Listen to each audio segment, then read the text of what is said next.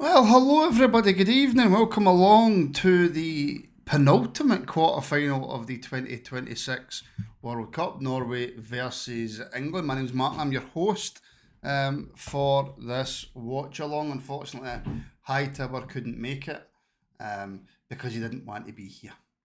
Is effectively the real reason. The real reason. I was watching a wee tiny bit of the kind of build-up there, and everybody always goes on about the English media and overconfidence, etc., etc. I think they've probably got the right this time to be quite confident about the win. They should be confident about the win. They should win this game. I think man for man, barring one or two players, they've got a better team than Norway. And everybody keeps telling me about Erling Haaland up front. Well, Erling Haaland can only work with what he's given, and is a Norway team good enough to break the lines and give the ball to him in areas where he can score goals? I don't know. I really don't know, because if we're judging it on the Brazil game, Brazil were really poor. They were really, really poor, and I expect England to be much, much better, as that's the national anthem's just started. I ain't singing nothing, John. My voice is horrendous, mate. I will be singing no such thing. So, absolutely no singing for me. Alex, have you got that thumbnail for me yet? That I've asked you for. He has actually. Fair play. Sorry, Alex. There's me having a go at him for not getting the thumbnail ready, and he's already got one. I was wondering what was taking him so long. But yeah, there we go. Right, so just before the game kicks off, as we are about to head to kick off, predictions, please, everybody.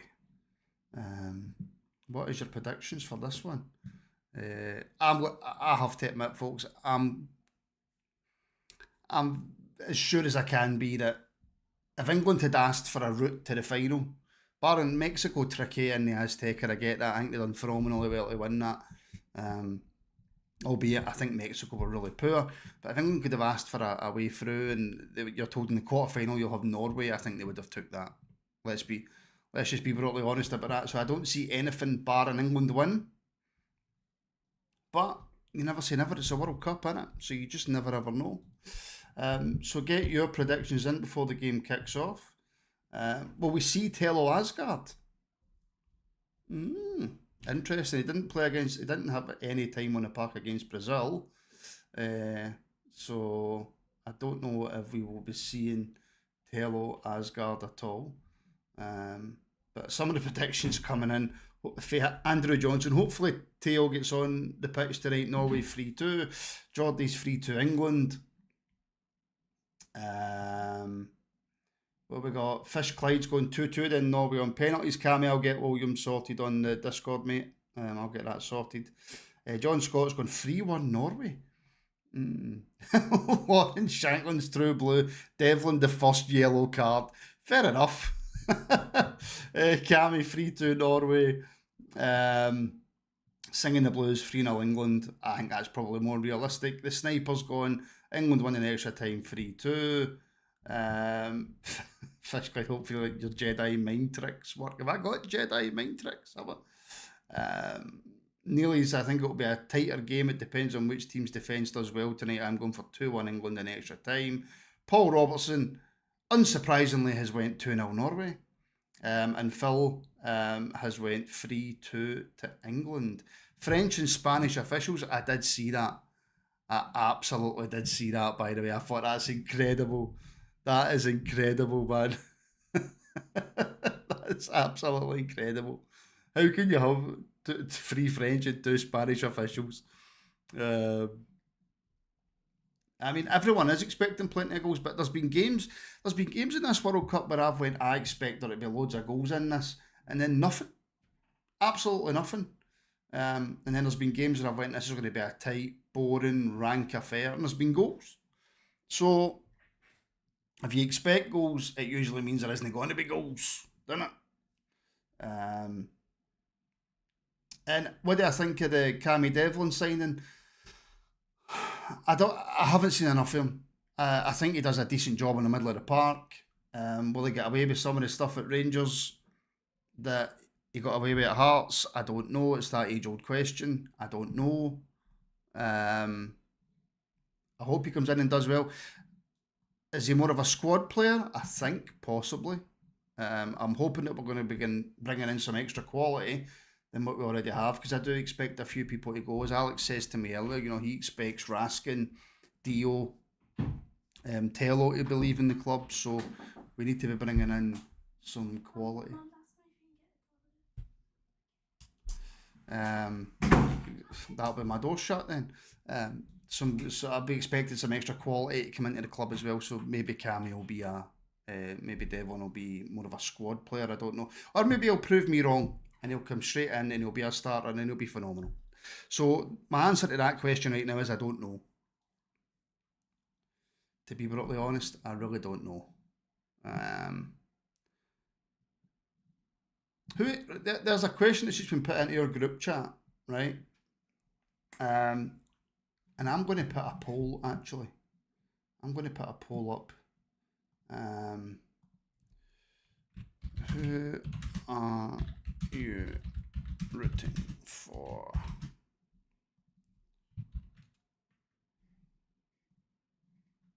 Don't know what happened there.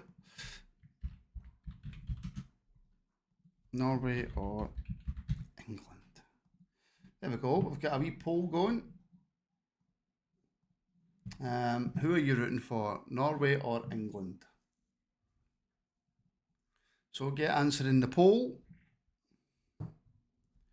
as we are seconds away from kickoff here as I get ready to start the timer. Now I've tried to put YouTube on as low a latency as possible, so that because I'm watching this on the STV player as well, so I'm always going to be a bit behind. As we're off, we are away. Kick-off, Norway versus England, the quarter-final of the World Cup is underway. So it'll be interesting to see some of the responses. I don't know why the tiny clock's not working, because I've started it. The tiny clock should be working.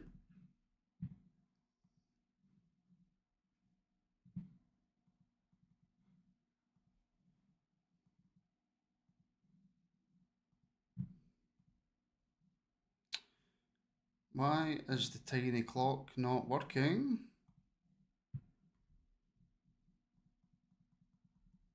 Oh well. Clock's not working, folks. Not really a lot I can do about it.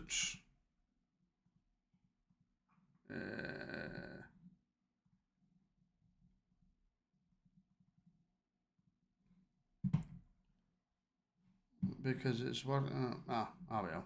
Tiny clock will need to go. So there we go. So no tiny clock. So I'll just keep you updated about where I am, what part of the game I'm at, etc., etc., etc. I know, Jordy. I know. Happens to the best of sniper. It absolutely does, mate. It absolutely does. That's a lovely switch of play there. They bring Madueke into the game. Madueke one-on-one. What can he do? Not a lot is the answer to the question. It's a horrendous ball into the box and it flies away.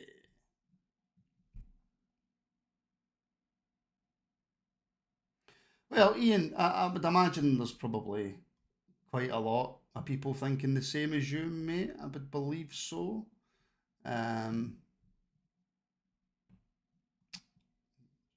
It's not the same without the tiny clock, is it? Ball lumped forward, dealt with by England, although that's not a great clearance by Gordon. He's just put it straight up in the air, but Gahey deals with it. And Norway pick the ball back up, but instantly give it away. It's Kane versus Christopher Ayer. Who would have thought that? Who would have thought that? Who wins that battle? Kane versus Christopher Ayer. No, Calvin, I am on absolutely nothing, mate. I've not even got a bottle of juice. I'm no long back back in the door for Peterhead. I had a chance to get a wee catch up with Alex before I started. So I'm not long back in the door.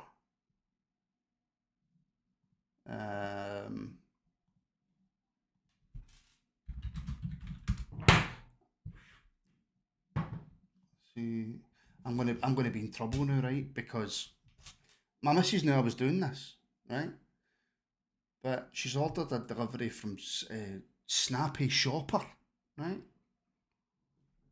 And it came to the door just as the game kicked off, and that was when my daughter came in and she went, "Can you help Mum out with the door?" I was like, "Nah, no, I'm on the thing, the YouTube thing." So that's me in the bad books straight away. Um, Listen, I get it, right? I'm obviously YouTube's going to be behind the game, and then I'm watching it on the STV player, so that's going to be even further behind. If there's spoilers, there's spoilers. Like, I would ask people not to put something in before something happens, but if I'm that far behind, I get it, right? Um, I'll go and make her a wee. I'll make her a cup of tea, Jordy, at half time. That should solve the problem. I'll tell you what Norway are good at. They're good at keeping their shape. By the way, they're very very good at keeping their shape. Um, it's just about how England try and then break that down. Um, they're playing a sort of 4-4-5-1, 4-1-4-1 type formation. Norway, and they're he's going. I thought he was going to clatter him. That's a Norway ball. No, no, England ball out for an England throw. Um, I don't know, Calvin. I've never used Snappy Shopper before. Kane tries that. I mean, there's your striker on the halfway line trying to play a through ball to your kind of your attacking midfielder, and then you look at Haaland, right, who for me is a better finisher, albeit I think Kane's an all round better footballer. And he doesn't move for that centre forward position, and he always scores. Tell you the one thing I did love, right? Um, it's one of the comfiest tops I've got, Decky. I love it. I love my Scotland rugby top. Tell you one thing I do like, but he's asked in press conferences, um, I mean, are England the favourites? He's like, yeah, of course they're England. You know, they should win. They should be up there as one of the teams to win it. Um, so yeah, we'll probably go out. I love him. He's like probably the funniest footballer there is. He doesn't take himself too seriously. He probably just enjoys his life, the money he's got, playing the game, and he doesn't think too much. I don't even think he cares about the records. By the way, I genuinely don't think he cares about the goal scoring records or being remembered as one of the greatest. I genuinely don't think he cares. Um, Spinning, unfortunately, I can't bring that up on screen, mate. But I will say thank you very much for the super chat, and spoilers for any new viewers, Martin's a fanny. That was Spinning Super Chat. Spinning, thank you very much for the super chat. Thank you for the constant support of the channel. And thank you for telling everybody my big secret, mate. I appreciate that. He's got a rap song. That's a bit better for England. They were going a bit quicker, but they've lost it. But Gordon, who's been good in the last few games, by the way, manages to somehow wrestle it to Kane, who gives it wide. Elliot Anderson. How much did Man City pay for him? Is Madueke offside? Madueke's struggled in this England team, hasn't he? I think he's really struggled with the step up.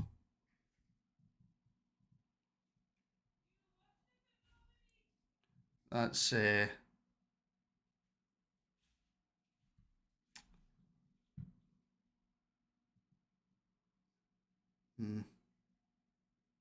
I'm being shouted on.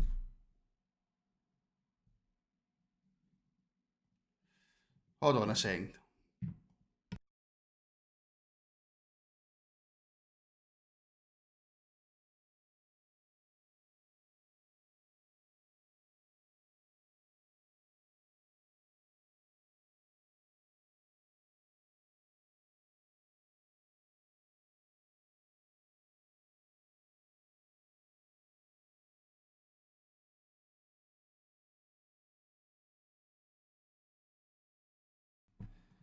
Oh, back. Get the game back. Right, what have I missed? Odegaard getting a talking to for some reason. For whatever reason. No, she's not. I don't know what she's got for the shop. If she has got me beer butter, I will absolutely take it.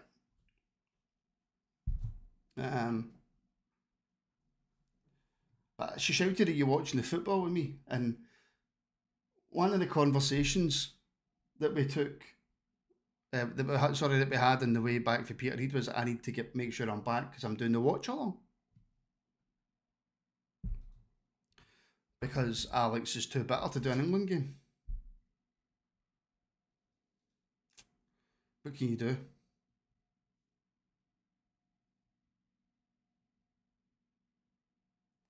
JD member for 26 months, by the way. And if you want to become a member, by the way, you can.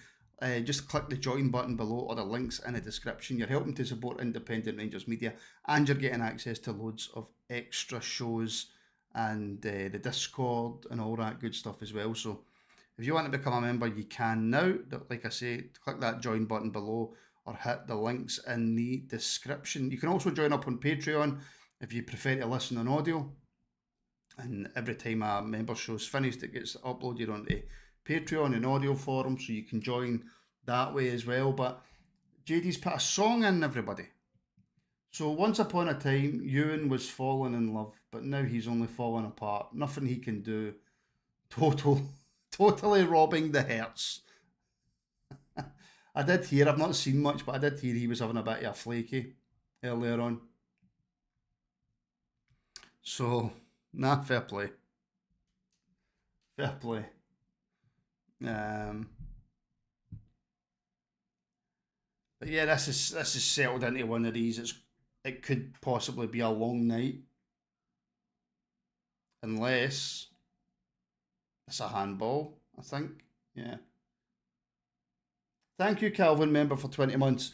Top class content when you join as a member.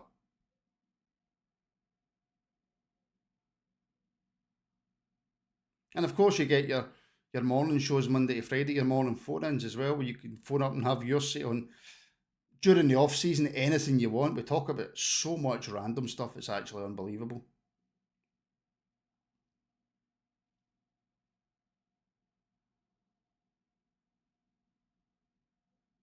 Trying. Oh, poor squirrels, man. Again, if you don't understand that, it's because you're not a member and you don't watch the morning phone-in. It's a good tackle, actually, by Norway. Odegaard picks up the ball. And now this is the problem Norway have got. They don't commit enough men forward, so they have to always constantly go back the way. Which, it could work in this game. But I don't think that's not working against France. It's just not working against France, is it? And every team I'm looking at effectively in this World Cup, I'm looking at how will they deal with France. And I don't see Norway being able to do that, but I don't really think Norway will care too much if they manage to somehow get to a World Cup final.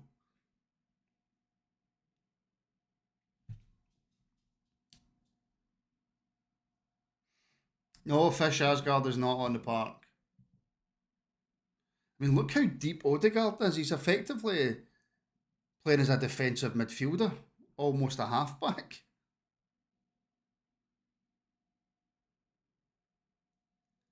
Although, fair play to Norway, they just don't panic, do they? They just really don't panic.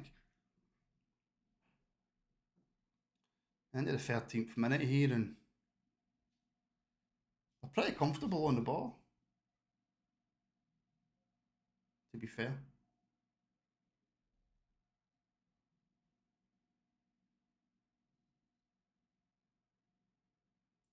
John Scott, mate, thank you very, very much, has sent 5 Rangers Rabble Podcast memberships. So congratulations to all those who were gifted a membership. Andrew Johnson, Shona Cochrane, Cyril McCoys, Sean Q and Alan H. Congratulations on receiving your gifted memberships. I hope that you enjoy the content. And after your month's free trial, you stay with us.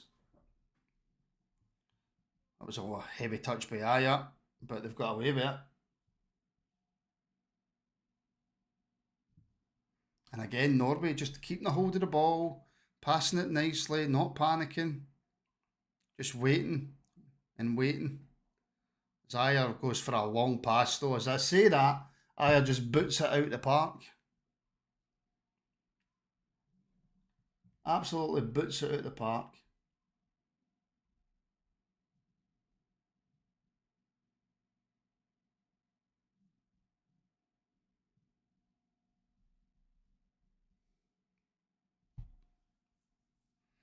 There you go, back in their 4-5-1, 4-1, 4-4-1-1. Norway and England don't really seem as if they've got a plan to kind of break through it. There's not a lot of movement in the England team. I think they need more of Gordon on the ball. They need more of Bellingham on the ball. I mean, look,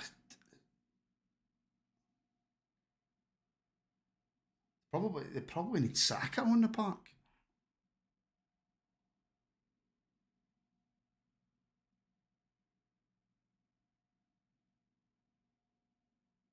Because Norway are so deep, man. If Tello Asgard nearly comes on and scores a winner, 15 million gets you his left leg. Thank you very much, Rosie. Hope you're enjoying the game. And I'd just like to say, Rosie, that I was privy to your message earlier on and your joke, which was absolutely horrendous. Yeah, Fisher would be selling Asgard if we could, to be honest with you. Just, in my own personal opinion, mate, I just don't think he's suited to Scottish football. I would be selling Asgard if possible.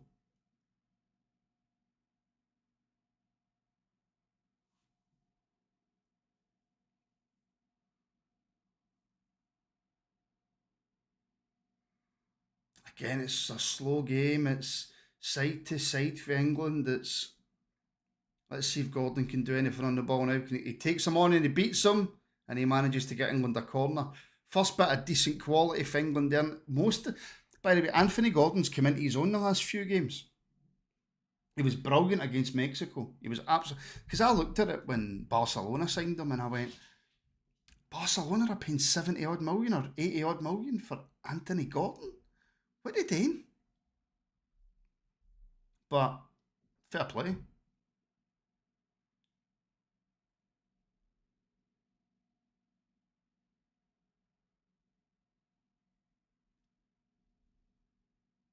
I don't know how anybody isn't a fan of Haaland. That's a terrible corner for Declan Rice. Terrible corner. That was an opportunity for England. It was a dreadful, dreadful corner.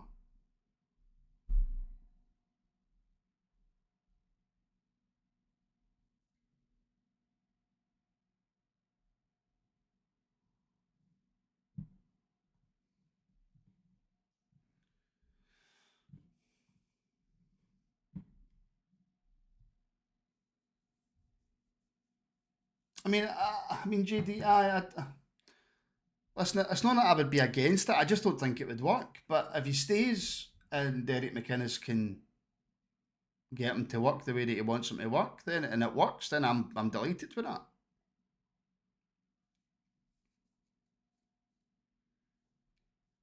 And again, Norway just into their shape, not budging from it.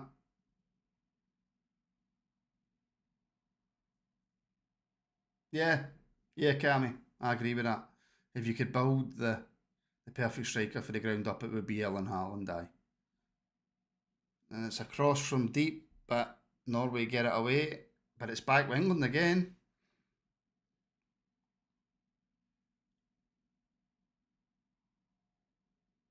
But again, and I keep repeating myself, Norway back into their shape, saying to England, right, what you got now? Is Elliot Anderson left hand side with the ball? Plays it all the way back again. Bellingham, good pass out to Madueke on the right hand side, who's been really poor and is tackled. And the Norway player could have kept that in, but he just stood there and watched it.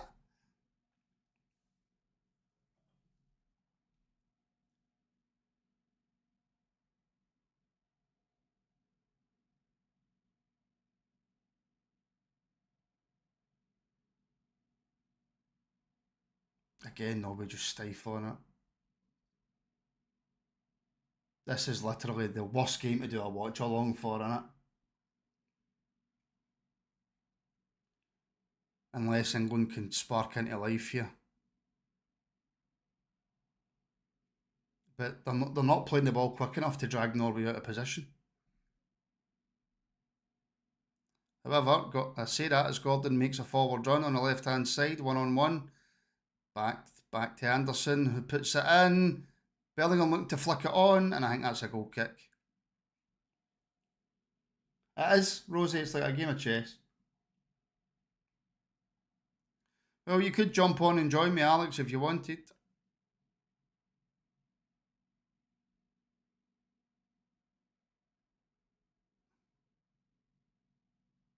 Tell you what, the Norway defender does get his arms wrapped right round Madueke. I mean, it's not a penalty, but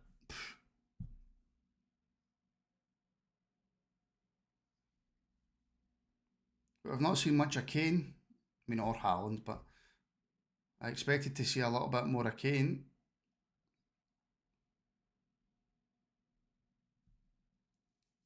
Oh, Jim, you don't need to do that, buddy.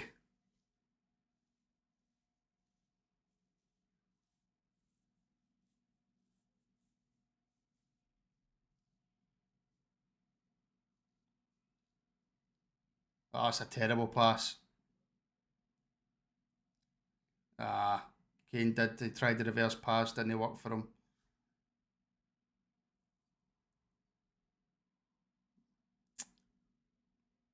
No, but they just can't keep the ball at all. And by the way, Brazil had chances in that game. Let's not forget it. Hendrick was through on goal, right in the centre of the goal, and puts it wide. They missed a penalty as well.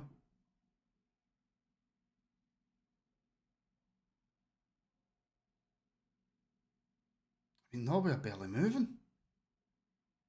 Haaland's literally just standing there saying to them, just stop. Just stop.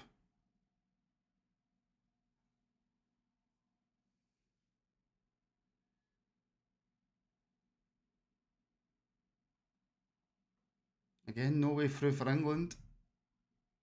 I mean, look, we're in the 20. We're just about to come into the 22nd minute here, and there's been really nothing a note.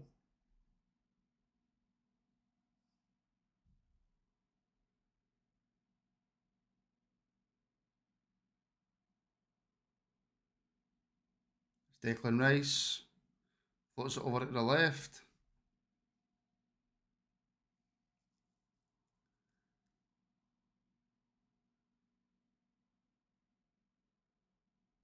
I'm quite a big fan of that O'Reilly, by the way, at left back. I think he's a cracking player. I think he's a real cracking player.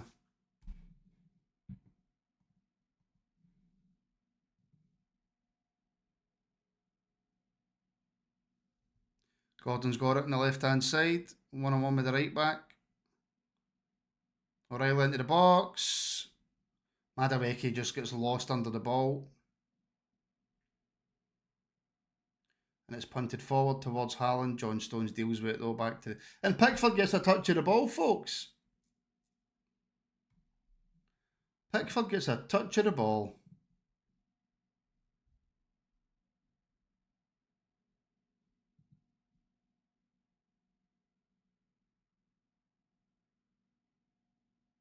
Wait a minute, this is some approach for Norway, isn't it? Like literally, we'll just take our chances.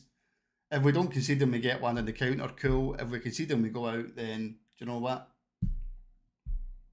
Cool, we're out. That's effectively what we've got here. Oh, nice one too with O'Reilly and Gordon. It's a terrible ball. Well, it's a ball into the box that Madueke picks up. Oh, Madueke with the ball into the box. Norway just kind of get his feet sorted. That could have been 1-0. That's the best bit of play of the game. That's the best bit of play of the game. But listen, look, so far it's been all England, struggled to create. Norway happy to sit back and bring England onto them. Just, it doesn't even look like they're looking for the counter attack. It looks as though they're we want to wait until we get to the 70, 80th, 85th minute before we try. We want to just keep it to 0-0. So yeah, it's been let's just call it what it's been. It's been shite, right? It has been absolute shite. I can't stand these hydration breaks either, Blue Mac. Let's call them what they are. They're ad breaks, right? That's all they are. They're ad breaks. Simple as. That's what they are. Maradona called it when the World Cup first got put to the US. He says there'll be quarters, and lo and behold, that's what it's turned out. There's quarters. Martin, do you think Tuchel not taking the likes of Palmer or Foden has hindered England's chances? I'm really surprised he didn't take Palmer. Foden that hasn't had the best season, and I've always been one for, look, you take your players to tournaments that are in form. So I don't think Cole Palmer didn't have the greatest of seasons, but he had a decent enough season, I think, and he's a game changer. Not necessarily a starter for England, but he's a game changer who, in a game like this, I think he's perfect for. But yeah, I'm going to nick down and see if I've been brought a beer. So I will be right back.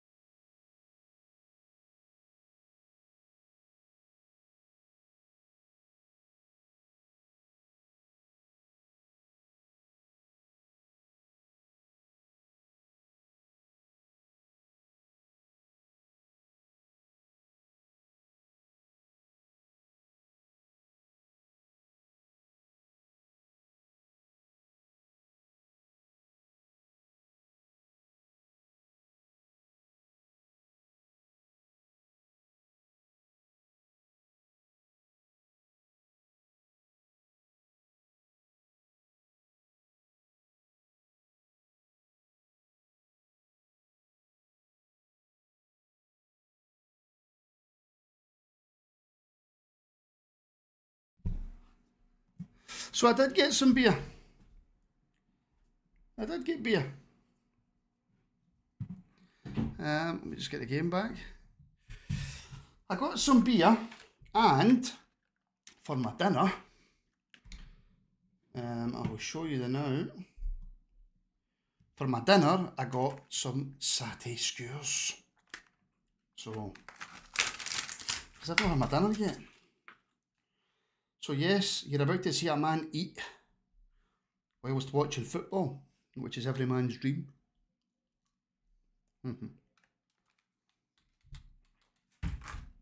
That's some nice satay. Kind of beer. Estrella. Never tried it before. Geez, oh, Norway have got the ball. Norway have the ball. Norway don't have the ball.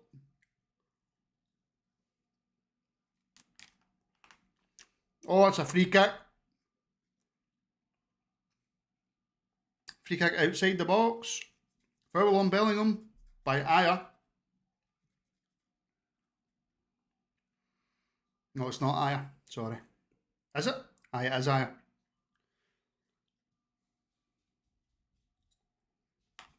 The man who gave away the penalty in the last round. Now, this is where you want a Cole Palmer in it.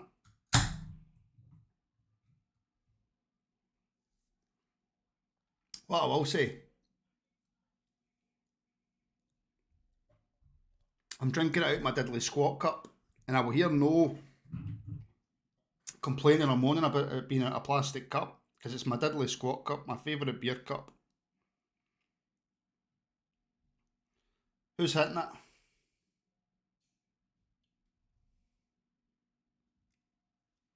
It's probably going to be a goal on it. Just, I actually don't want it to be a goal right now, because then I would need to change the score, and I'm eating my satay skewers, so... Well, the fact that Fish Cloud's put no spoilers tells me it's been a goal. And it's not a goal. As well as still travelling. It's going to land in the UK, man.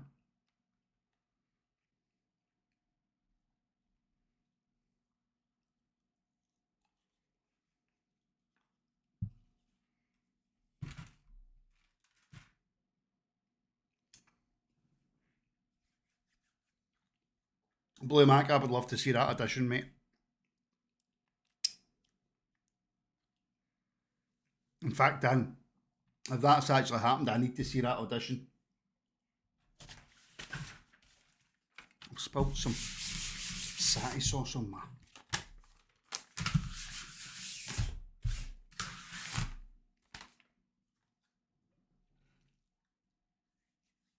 And here, by the way, I've just read a comment here. I don't get the hate that Jude Bellingham gets either. I think he's a cracking footballer. I think he's an absolutely cracking footballer.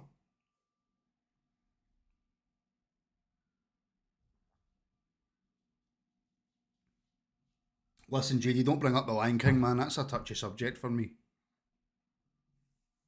That haunted me as a kid.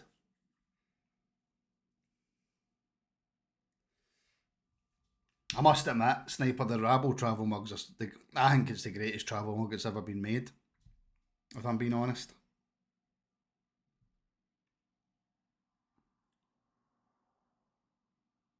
As Norway come forward, Odegaard on the ball. Are they going to get the ball into the box here, Norway? Central. Oh, he's tried a flick there. He's tried a FIFA flick. Is Odegaard? Nah, it's never going to make it. Nah, it's free. Odegaard's tried to be too fancy with the ball through there. And it's been straight through to Pickford. But I suppose at least Norway showing some sort of attacking intent there.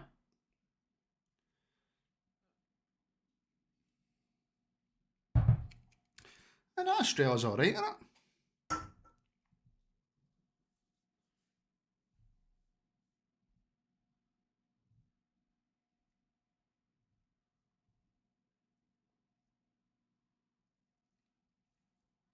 Oh, it's quick. It's a quick throw in for Gordon to Kane. It's a poor pass. That's a free kick. It was a poor pass back to Gordon, but he made the most of it and won the free kick.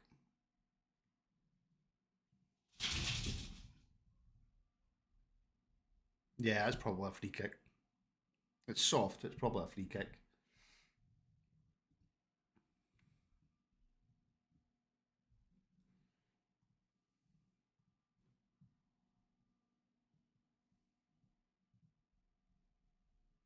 Been listening to a lot of Dire Straits lately. The percentage of the beer is 4.6. 4 points. Another poor ball for Declan Rice, but it's not very well cleared. Now they get it a little bit further away, Norway. I've got really itchy nose, I know. Gahey does well. Gives the ball back to Rice.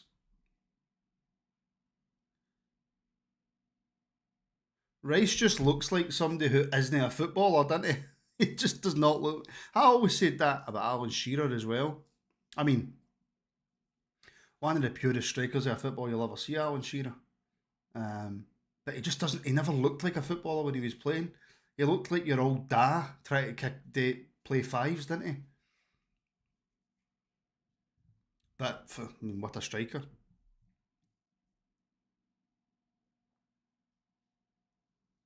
A little bit of pressure for Norway. They seem to have up the ante a wee bit since the hydration break.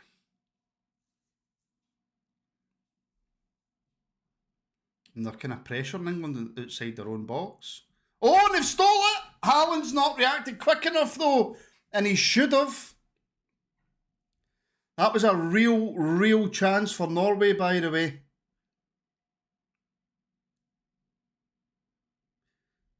See, I think, right? I think that thought process for Haaland there might have something to do with the way that Norway have started the game. And just that split second, he's been too slow. And I would need to see it back. Maybe I'm being too harsh, right? I would need to see it back. But I think he's got to get there. I really think Haaland's got to at least half anticipate that.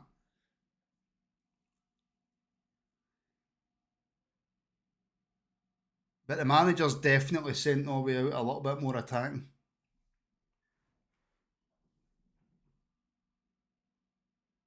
They've definitely upped the ante a wee bit here, Norway. They're on the ball now. They're trying to move forward. They're looking more positive.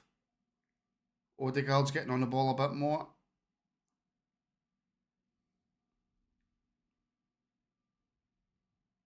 And I think obviously the longer the game goes, you know, the confidence Norway will have as well.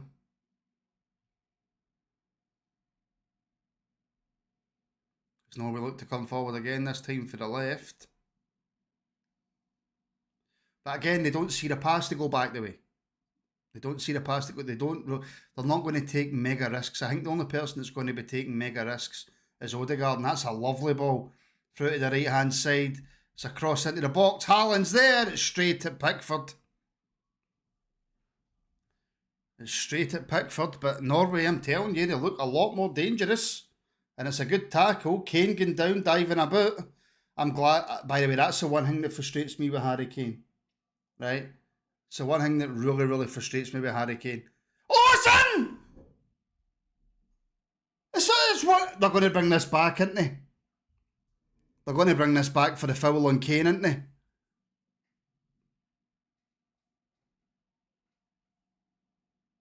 What a goal!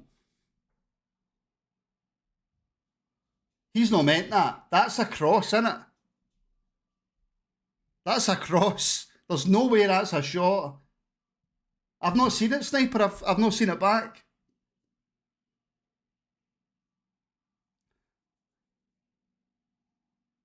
That's not a free kick. Never a free kick.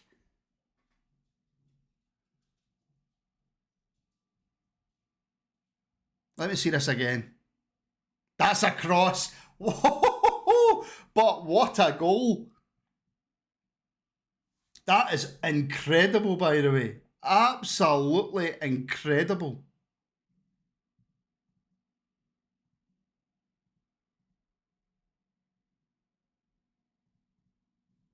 Oh, the raging man.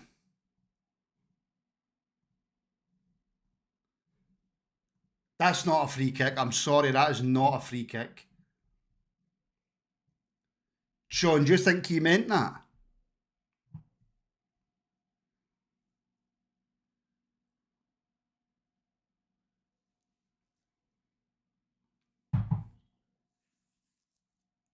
Here we go with the conspiracy.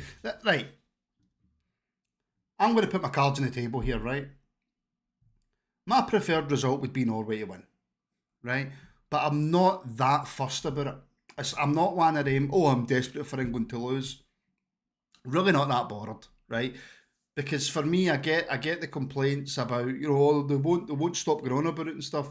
The only time you really hear about it is during international tournaments and the odd time on TalkSport, right? So I'm not really that fussed in the grand scale of things, right? Would I prefer if England lost? Yes. Will I be heartbroken if they win? No, right? So that's where I'm at, right?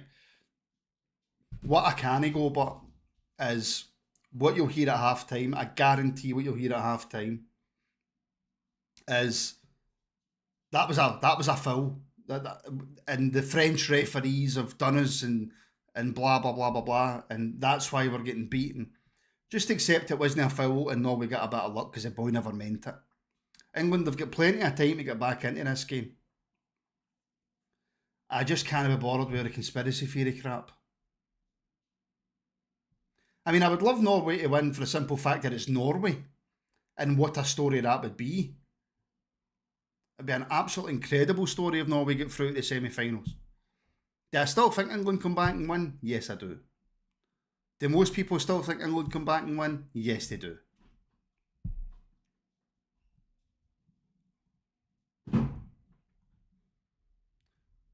That's a foul.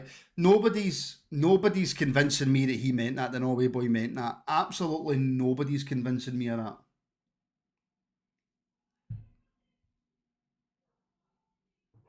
Absolutely nobody's convincing me he meant that. It's 100% across spinning. That's 100% across.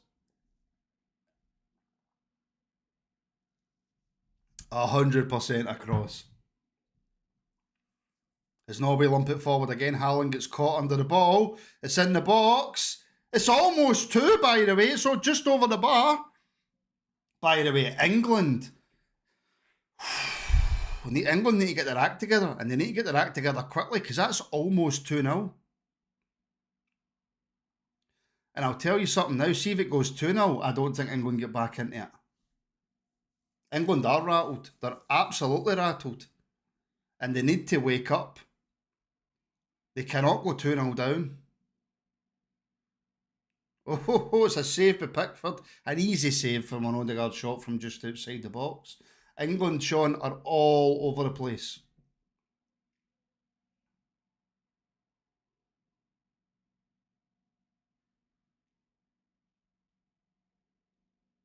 Whatever the manager says to them at the ad break, it's clearly worked. It's clearly worked. It was almost as if at the start of the game, Norway feared England.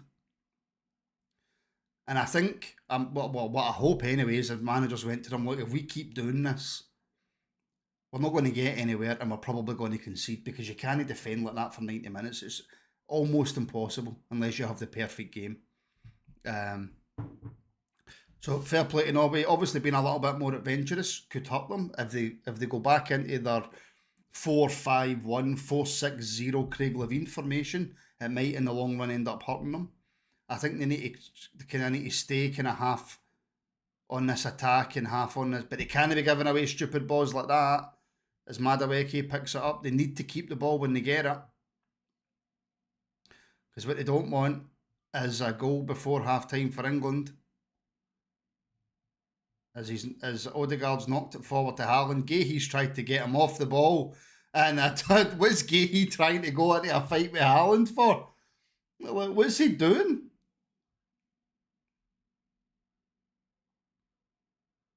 Gahey versus Haaland, like that's just not going to work. You don't go into a battle with him. I'm on 41-10 is what I'm on, Calvin.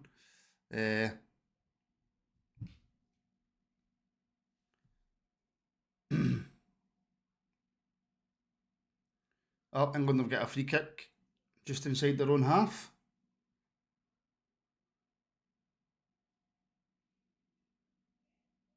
That ball was moving.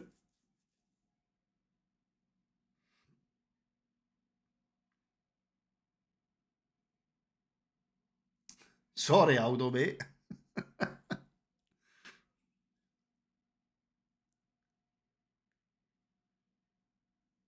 Can I also just say, though, taking all joking out the equation just for a second, can I just say that I was absolutely gutted to hear of, obviously, the sad events that happened with Anne Widdicombe. Absolutely horrific, tragic. You can agree, disagree with politics. You can agree and disagree, dislike people, but nobody deserves that.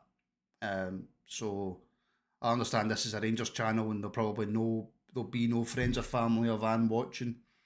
But if there is anybody who knew her or was associated with her, then they've got my deepest condolences. Absolutely tragic. She was divisive in some respects, but she was also a very kind-hearted woman as well in other respects, and nobody deserves that. And yeah, deepest condolences.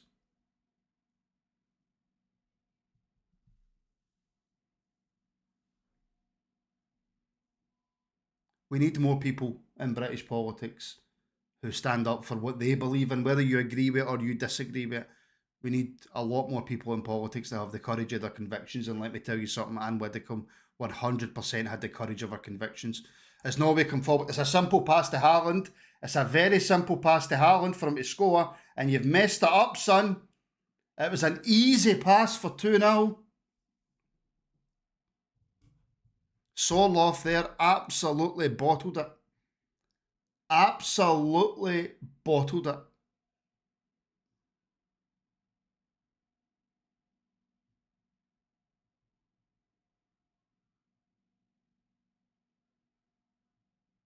That's what Norway are playing for. That exact moment. Sorloth, it is a simple pass, and he's absolutely bottled it. That's the type of thing that comes back to bite you on the arse. As Madueke comes forward, floats the ball into the box, that's headed behind for a corner. It is, Rosie. It is. Oh, Mick Jagger's raging. Look at him there. His skin's everywhere. Well, you can't tell if he's raging, can you?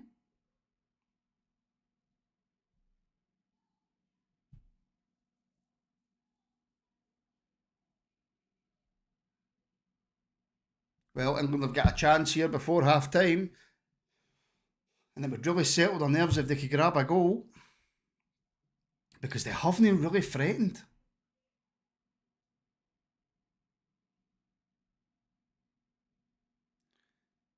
I said, well, see this with your hands round the players, he's offside. With your hands round, oh, there's no gate, he's gave it now. With the hands round the players in the box, you need to stop doing that, by the way, because they will give a penalty for it. They absolutely will give a penalty for that. See, they've freeze framed it on the boy with his arms round Bellingham. They need to stop that, by the way.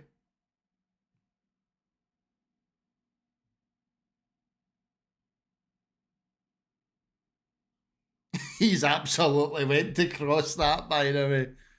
Absolutely went to cross that. Oh.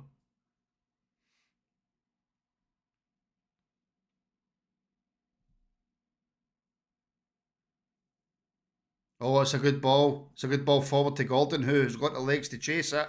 He's one-on-one with Aya. It's went out for a goal kick. England have been so poor, by the way. So poor.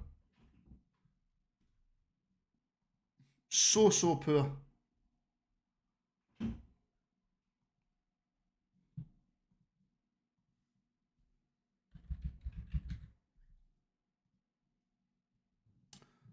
Oh, well.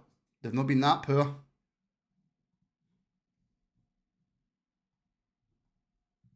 It's Gordon on the left, inside to Bellingham. Takes it lovely. Great goal. Great goal.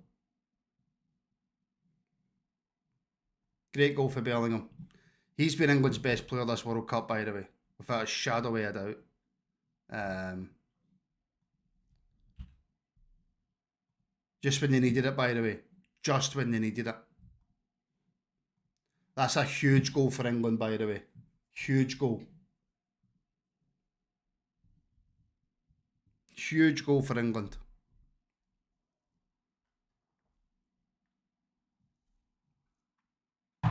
That might be the goal, by the way, that wins it. And again, Gordon, by the way, you're saying, I mean, it's a great take. That's how good that guy is, by the way. Let me see.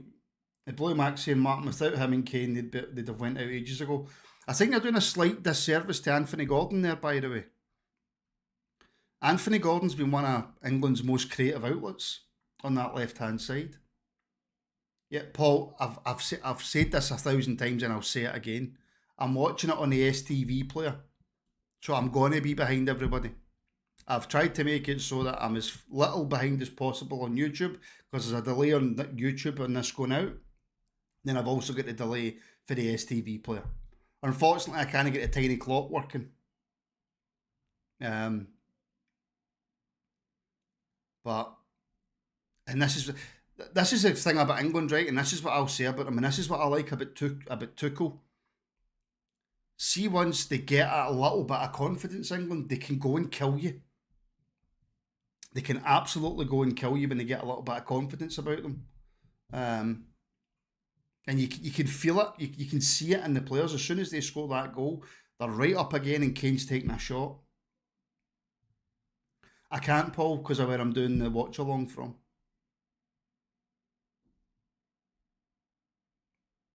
Now Norway need half-time. Desperately. Because that same just gave the ball away again. Picked up by Bellingham. Pass through for Anthony Gordon. Gordon's going to bring it forward now. And there's about 20 seconds to go.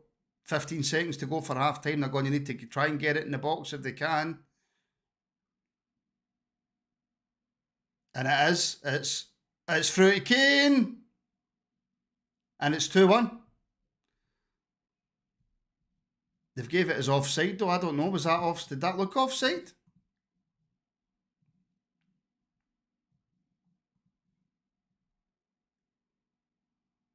Yeah, he's just off. He's off. I tell you what, but see if Sorloth plays the ball with Erling Haaland, I think this game's over.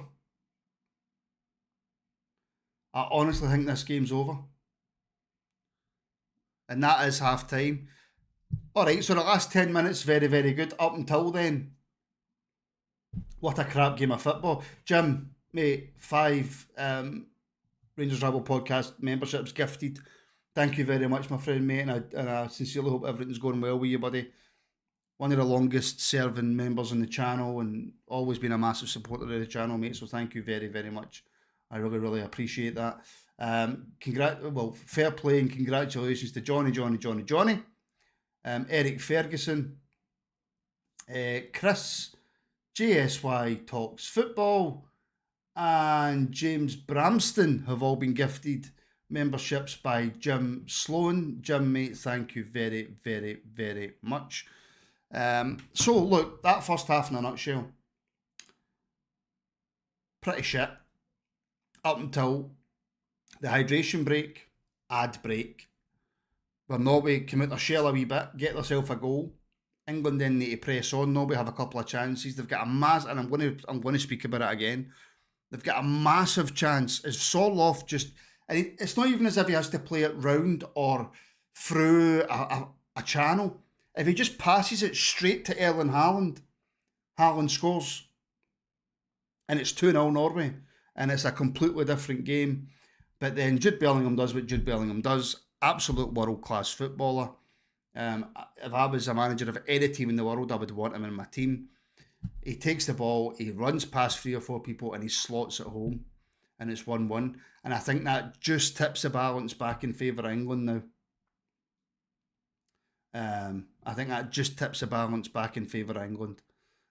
But Norway, I tell you what, absolutely a credit to themselves, by the way, Norway, to get to where they are. And they're still not out it. They can still come out in this second half and win the game. They absolutely can. But to be one each at half time in a quarter final in a World Cup when they had never got to the knockout stages before, absolutely phenomenal. And maybe they can come out and do the business in the second half. I would favour it being more England now. I think England's tails are up. I think Tuchel will work in a few things at half time. I think England will come out in the second half a different beast. But again, I could be wrong because I'm wrong about a lot of things. Blue tie member for 13 months. Come on, England, Paul. I love it. I absolutely love it. Oh. If you're talking about the Norway goal spinning, that wasn't a foul on Kane. That was just a Kane dive, which absolutely, for his, like an absolute world-class player is what Harry Kane is. Everything that he has in a world-class football ability, he's also a world-class diver. which really frustrates me because he's such a good footballer, he's such a good finisher, he's one of the best strikers in the world, and yet his diving really frustrates me. I get nearly every player dives, right? It's just part of football now, but Kane's one of the best at it, and that's why it really frustrates me because he's a diving bastard. I would book Kane for his diving as well, James, but he never gets booked for it. He's a world class diver, and, as well as being an absolutely phenomenal world class footballer. Tactical diving, Jordy, it's cheating. It's just cheating, mate. So, but look, that is half time, folks. I will be back just before the start of the second half. Please don't leave the stream. Please stay on the stream. If anybody else comes in, encourage them to stay on the stream. If you can. I'm trying my best to be as neutral as I can in this game. Absolutely neutral as I possibly can. But I will be, as the graphic's about to tell you, I will be right back.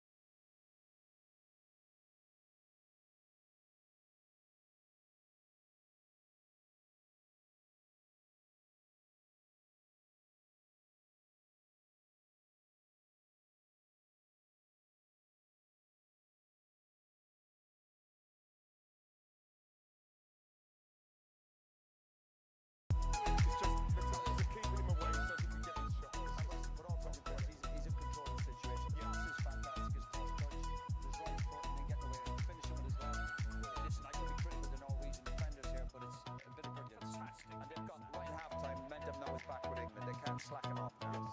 11 of the 12 goals England have scored are from Kane and Bellingham. That's just a fact. You might say they need to share it around a little bit. Soroff could have played hard in at 1-0. I wonder whether a midfielder would have played it in, but a striker thinking that it might be my goal. Well, you've got to swear it, hasn't he? I mean, what is he doing? I mean, look, this is the period in the game where they've just scored. We're a little bit all at sea. We've lost our heads. And he has this opportunity to go. I mean, what I'm saying to you is that it's him, and he's got the best striker in the world there free. And he decides to use that.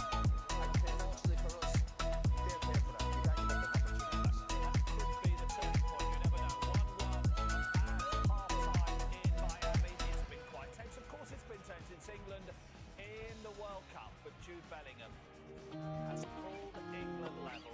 The Lions are enjoying it. So's the Knights of the Realm. 45 minutes to go in Miami. 1-1 at half time.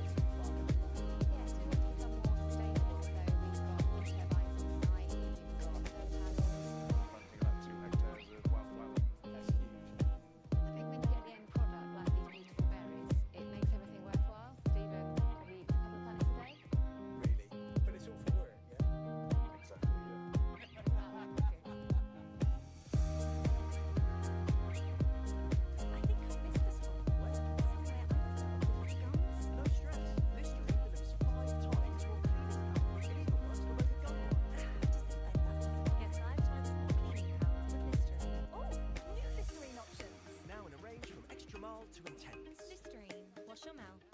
The all-new 10 for £100 from Hotels.com is exactly what it sounds like.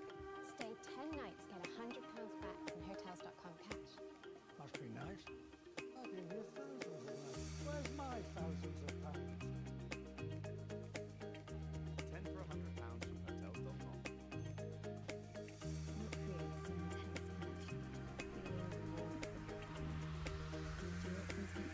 Feel every degree of pleasure.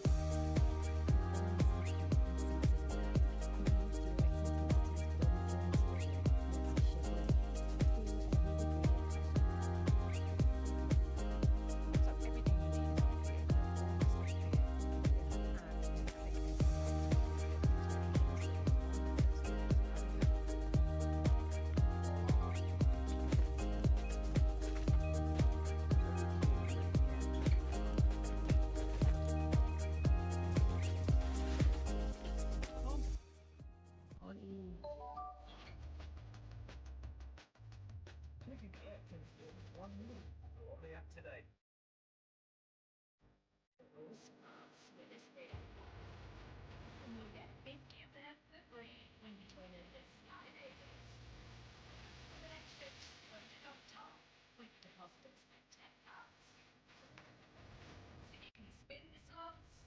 Play our jackpots. I bring out games tonight. Talent Sky Big Sam. Join on us. Sky Big.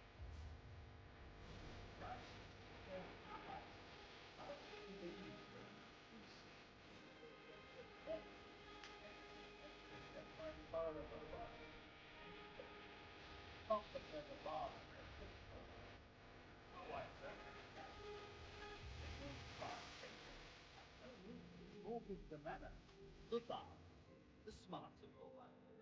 Say it, not even, and yeah, I count up.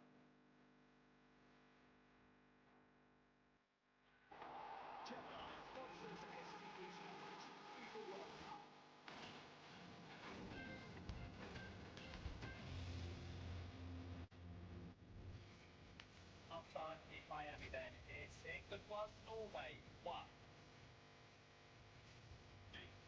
Over. Miami.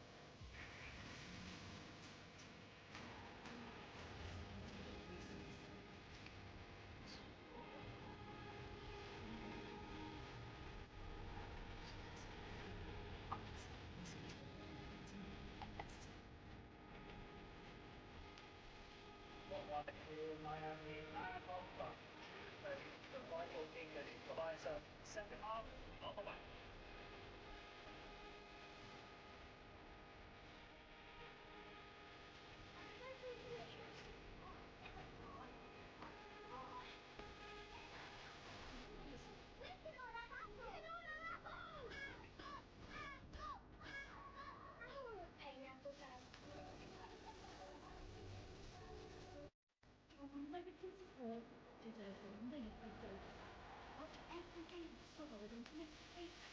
£14 a month. Second half, let's get the England assistant head coach Anthony Barry. Well, Anthony scored at the perfect time. How do you reflect on the half and now what you need in the second half? I feel like the environment, the climate impacted the first 20-25 minutes. Although we had total control and dominance in the game, it diluted our edge, our offensive power. Definitely watered it far too many goal losses. We invited Norway into the counter-attacks. They came into the game where they were almost dormant until that point, and then they have the Haaland warning chance, and then scored maybe an undeserved wonder shot, I would say. But then, of course, we get the important goal ourselves right before the half time. So, like, we used to stay in, we used to have that. So, it's very safe. Well, I think if it was sitting where you're sitting, you'd all agree with what Anthony Barry said there. Yeah, he's on the well, yeah, again, at this level, I think Tik Tok did it, it's been comfortable. That's not the attack version of the car. But definitely eventually it lost me a bit one of that. Well, making a number of changes at half time. It's not it's sad. No one, well, maybe I think Saka and Eze apparently were maybe coming on. I would think Madueke on that right side. Well, the Eze's coming on then, absolutely, yes. I think that could be Declan Rice, because Declan Rice in the first half, I don't know what was up with him. Obviously, set pieces he was struggling with, and I wonder whether actually he looked fit or not. So I wonder whether it's Rice and Bellingham goes back one, and Madueke on that right side will be Saka. It sounds like if it is that, because he has been struggling the first half. You could tell. Right, I think I've got the tiny clock working. So let's hope we've got the tiny clock working, shall we? Just waiting on the second half to kick off. Norway just having a wee chat in the middle of the pitch. We had a few messages through there. Let me see if I can find them all. So I've read that one out. Let me see. Donald Mackay, member for 18 months. Donald, mate, welcome into the stream. Good to have you here, buddy. Come on, England. Donald is going for England in this one. Just wait for kick-off so I can hopefully start tiny clock. Hope it's working.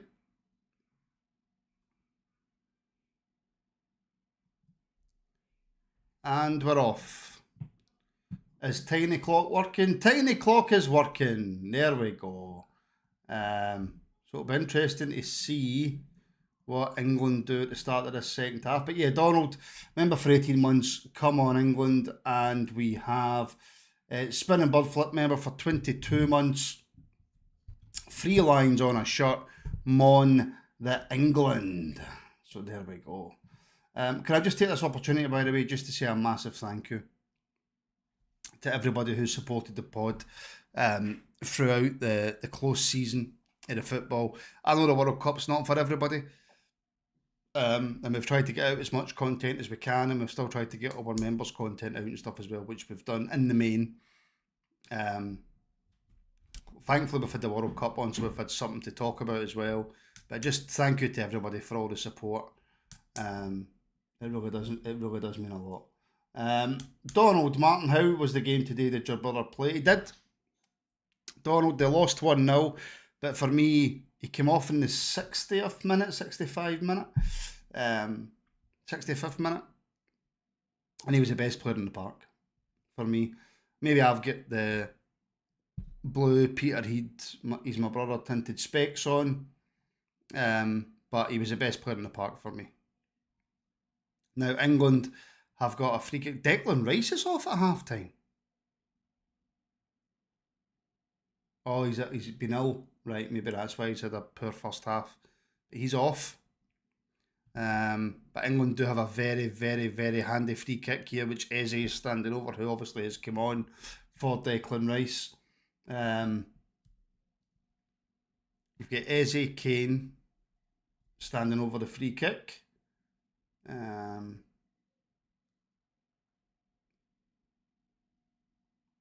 did you hear that for, Calvin? I mean, look, I always look at these free kicks and I think, look at the space. As he hits it, takes a deflection over the bar. Does it come off an England player? It's a goal kick. It is a goal kick to Norway. I'm glad the 10 o'clock's working now. So now nobody needs to ask me what time I'm on. You know what time I'm on.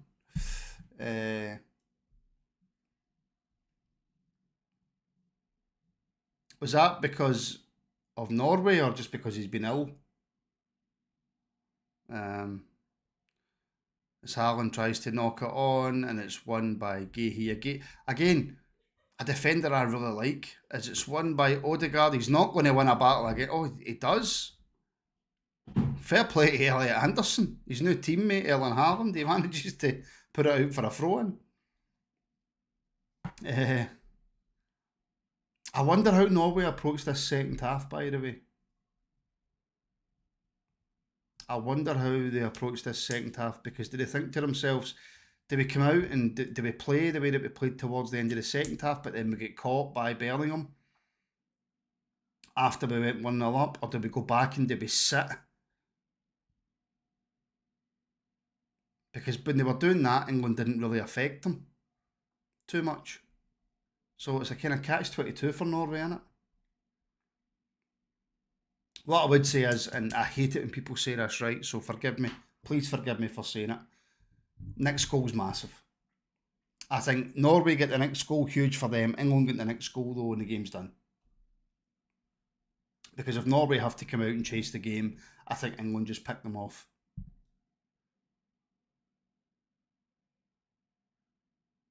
But Norway come forward on the left-hand side. That's a free kick, referee, no? What's he gave a throw in? Gave a throw in, it looked like a free kick to me.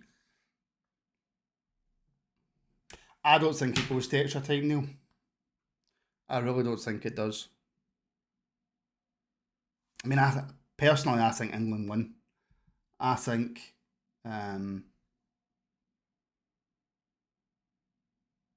this could be one of them. I think if England get the second goal, I think this ends up 3 or 4-1 England. See, that was Christopher Ayer's poor, by the way.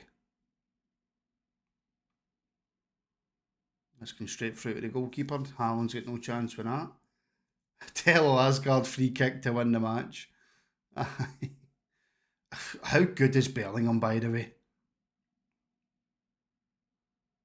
I mean, it's not a great pass, to be fair, out to Saka, but it's such good feet for Bellingham, man. Thomas, overrated, never done anything against Rangers. He scored against us.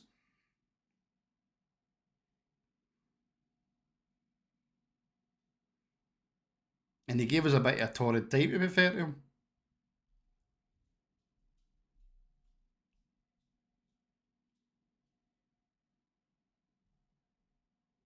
O'Reilly on the left. There's 2 Norway players on about him. They do really well. They come away with the ball, Norway there. They do really well. And it's Sorloth plays it through to Haaland, who tries to lay it off. It's poor. And now Ezzy's got the ball. Another cracking player, by the way.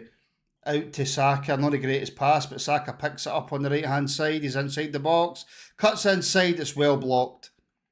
Very, very well blocked. And Norway try and come away with the ball again.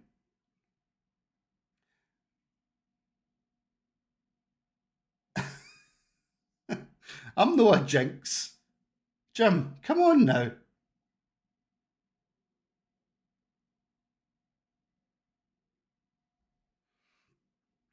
It's Norway now. Break forward. Where kind of a wee free on. Well, now it's about a 7. But they've got it on the right hand side. They're looking for Haaland in the middle. It's deflected. Pickford's made a bit of a mess of that, although it's been out for a corner. Another miss-hit cross, by the way. And Pickford's just watching the ball. I mean, it looks obvious to me it's going over the bar, but I suppose he can't take any chances. England goalkeepers in World Cups. So, and like they're saying in commentary, and they're spot on, by the way, I thought Pickford, who I don't rate that highly as a goalkeeper, I thought he was outstanding in the Azteca against Mexico.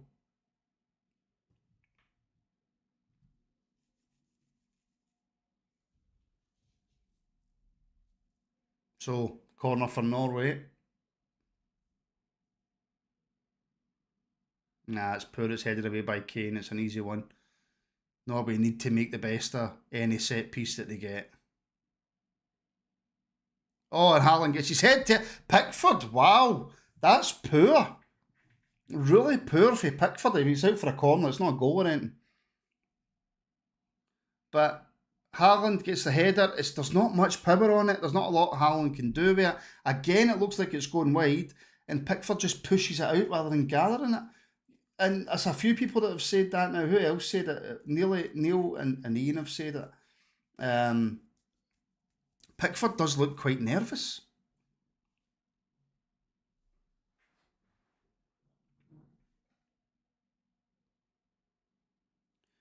With that ball's... How can you not put the ball on the faking quadrant, man? Put it on it. It's not difficult. Why do players never do that? That angers me. I don't know why, but it angers me. Good ball in.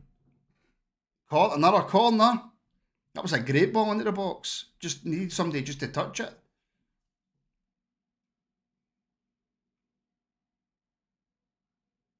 Nodded away by John Stones, I think.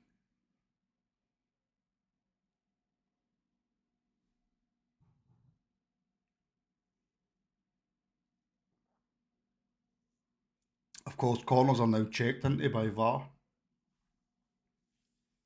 So...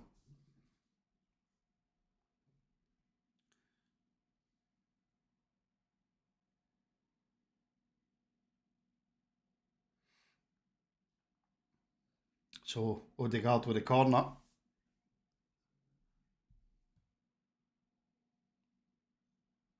It's a good ball in! It's a save, it's a goal!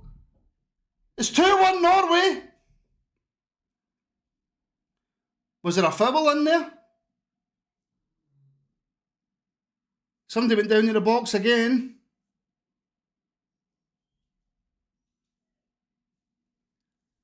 Is it actually 2-1 to Norway?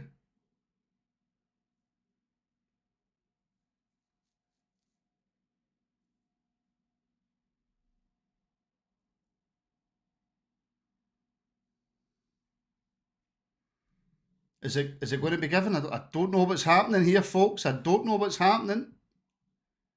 But they seem pretty confident that it's going to be given. Yeah.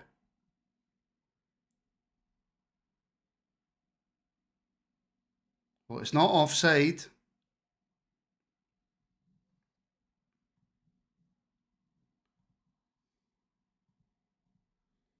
If they're checking for a foul, it's going to be given as a foul.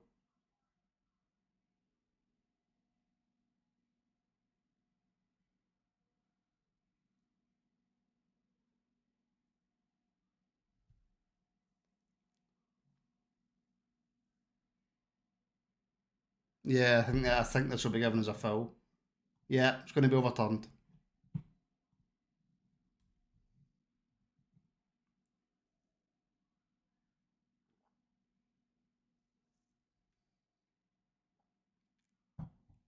Right, let's have a look at this.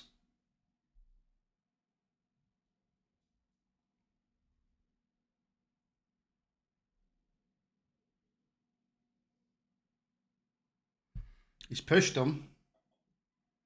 He's pushed him before the ball's kicked.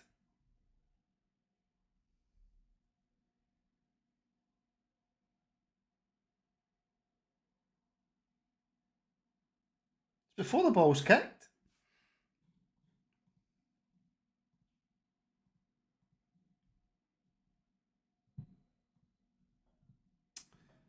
Eesh.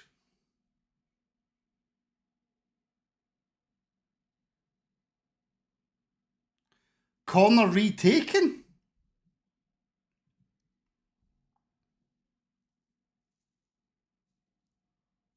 That's mental, isn't it? It's a foul, right? It's a foul. But he's pushed him before the ball's kicked. Now, surely you can have a foul when the ball's in play.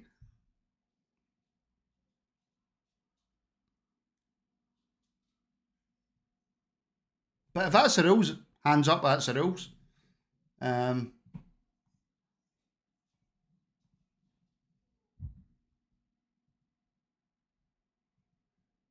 Kane not smart enough to understand the rules, I see.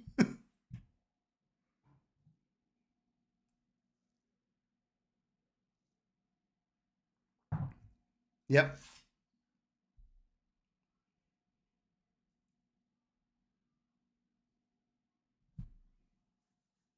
Oh, shut up, Lee Dixon. Come on.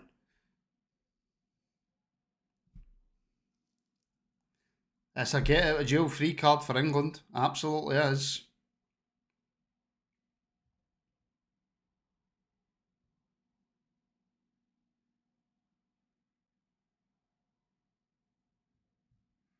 In this corner now has fell in favour of England. It's Jude Bellingham on the ball. It's a Norway throw in.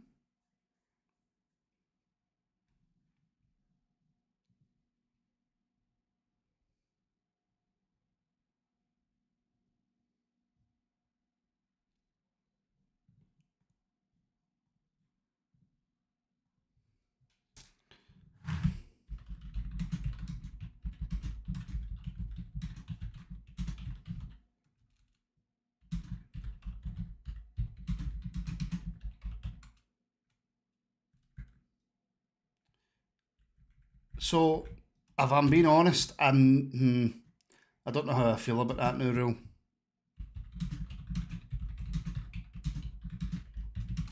I think that's going to cause issues, that new rule.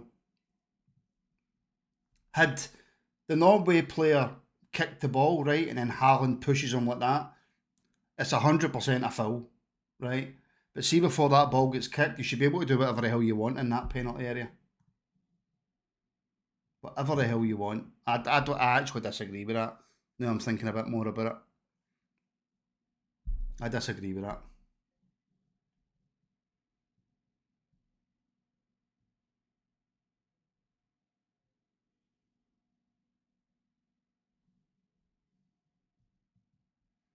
They should, John. It's a physical sport. Well, a headbutt's different, Donald. A headbutt's a headbutt, mate. Come on. You should be allowed to jostle and push, aye? Absolutely.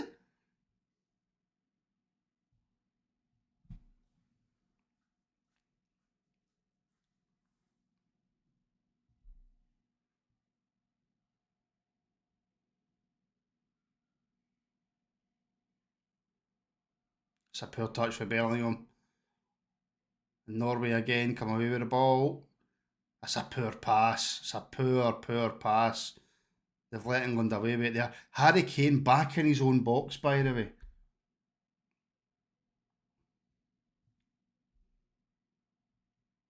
Bellingham's so good, man. But he's gave it away. But see that holding up the ball. Oh, phenomenal at it.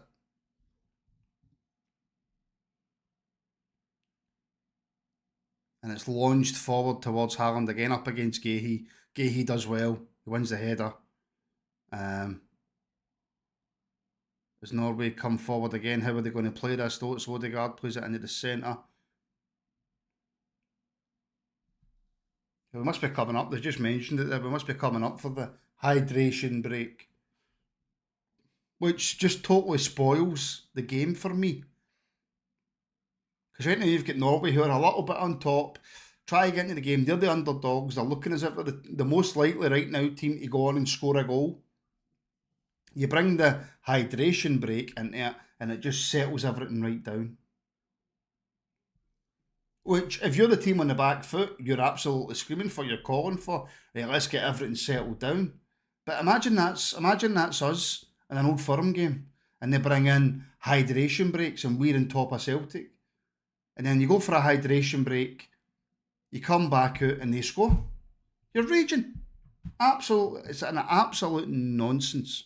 Absolute nonsense. If the temperature's at a certain point, absolutely.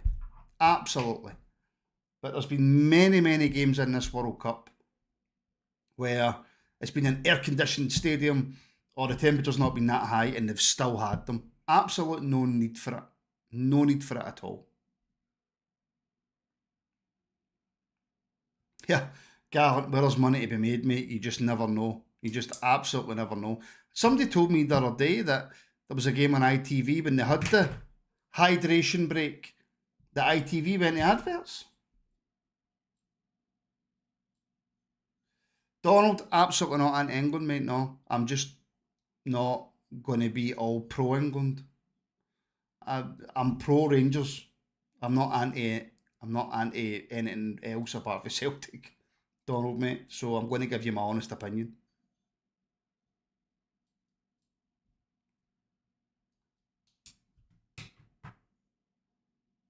Is Norway again?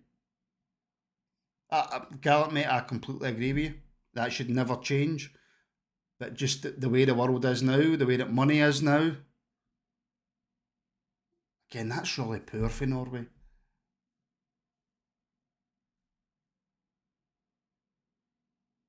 Just goes out for a goal kick.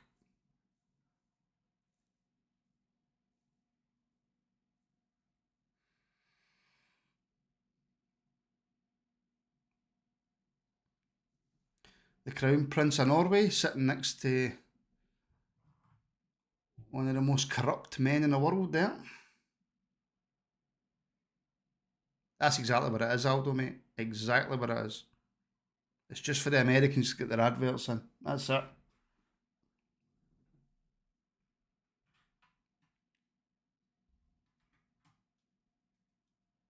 No, Gallant, they're but they've got real quality in their team that can just hurt you in a moment. And with the likes of, Bellingham, Saka, Eze, Anthony Gordon, Harry Kane, I mean, they're top players. Gallant that can just switch it like that. I don't think Norway have got Odegaard, Haaland. Out with that, can you really say there's a top player in the Norwegian team? I think when Norway are in top, they need to really try and take advantage of it. And I do think that was really harsh, the goal that was chopped off. But it's the rules. So I'm nothing but if fair. If that's the rule, that's the rule. Yeah. They've got different makers in abundance. Donald, mate, I spoke about that earlier. I'm reserving judgment on the Cammy Devlin signing. I'm reserving judgment on it. My sort of initial gut feeling, is he's a squad player. But I also trust Derek McInnes. And I don't know where my absolute, complete and total trust of Derek McInnes came from. But I trust what Derek McInnes wants to do, and I trust that Derek McInnes is the manager that can take us forward. And if he thinks that Cammy Devlin, that's a foul. If he thinks that it's not been given, if he thinks that Cammy Devlin is good enough to play for Rangers, then I trust that Cammy Devlin's good enough to play for Rangers. I just don't know if he's the absolute quality that we need. Oh, it's brilliant for Gordon. It's Harry Kane. It's good defending for Norway as they manage to clear their lines. Really, really, really good defending for Norway there. As Jordan Pickford comes out and makes a nice wee pass to Elliot Anderson inside the England half. I would hope, Donald, that there'll be more signings in that area if the likes of Raskin, Diamande, etc. go. But is Cammy Devlin that starting midfielder that we need? Right now I'm edging more towards a no. But I'm more towards a no that I'm also extremely happy to be proven wrong. But on a free, it's a no-brainer on a free. If he's a squad player, it's a no-brainer. Absolute no-brainer. Now, this boy coming on for Norway, by the way, against Brazil, tricky winger. Very, very good close control, and he's got some pace about him. this will cause England a little bit of different difficulties. Oh, is it Bob that's coming on? Sorloth, for me, had the chance to put Norway 2-0 up with a simple pass. A simple pass to Haaland. Excuse me, that he should have made. That any of us could have made. It was a simple pass. Messed it up.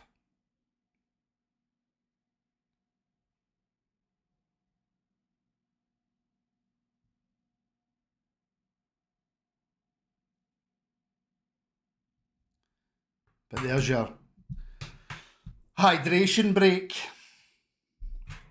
So with that, I'm going to grab a quick smoke and I will be right back.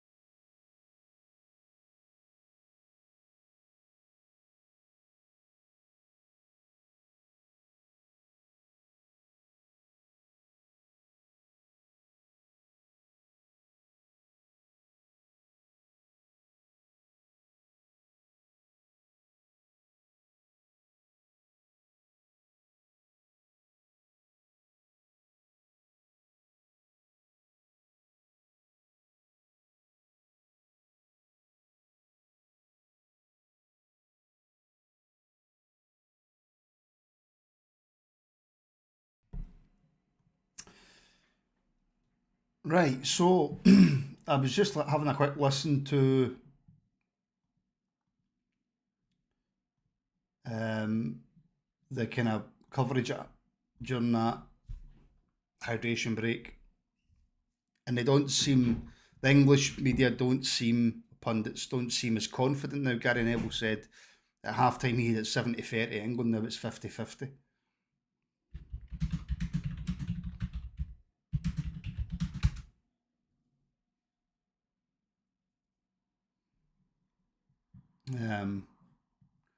I don't know. I still have England as favourites. I don't know about you guys, but I still have England as favourites. That poll, by the way, that we put out is who you're rooting for, Norway or England. Norway at 57%, England at 43%. So if you haven't voted in that poll yet, vote now. I'm surprised that they've brought off Gordon for Reece James, by the way. That's a strange sub. To me, I don't know if anybody can explain what you think Thomas Tuchel's thinking is behind that. But that seems an odd substitution to me. Watch Reece James score a winner now that I've said that. but it does seem an awfully strange decision.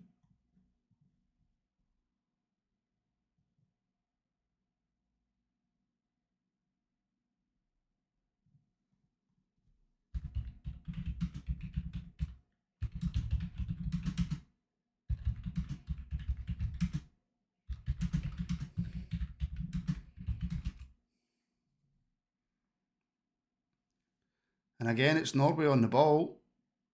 And yeah, like I was saying just before the hydration break, Musa, the boy they've brought on Norway, very, very good football player, tricky, will offer England something a little bit different to think about.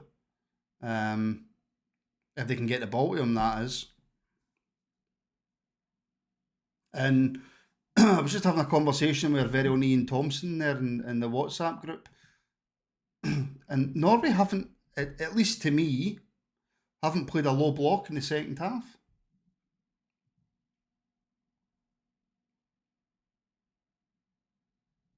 Although, if you're looking at the stats, the expected goals, I know people hate stats, right? But going by the expected goals, Norway 0.37, England 0.28. So I think England have been really poor.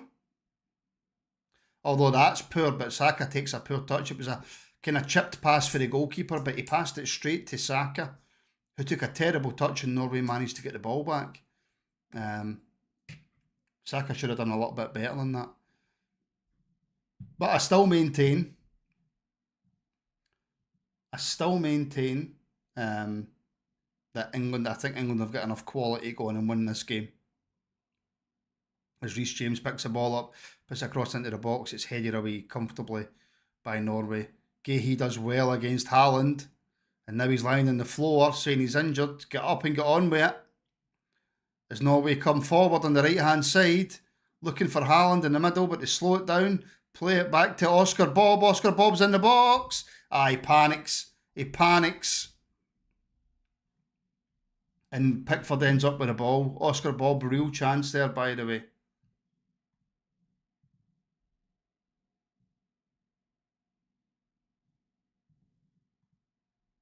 Again, another chance for Norway. 1-on-1 Oscar Bob was. He did. Ian, you're right, mate. He needed to try and find an angle to hit it. Or, before trying to take the player on, just try and find the ball to Haaland. Haaland always makes the movement. Now it's Musa. Tries to play it forward to Haaland. Gahey does well. He doesn't head it away that far. Oscar Bob picks the ball up with Haaland on the outside of the box. Haaland with the left foot crosses it in. Dealt well with by Konsa. Great header by Konsa. And Musa on the left, he's inside the box. On the left hand side, he tries to cut in. Great again by Konsa. Great defending. Corner to Norway. That well-known Norwegian name, Oscar Bob.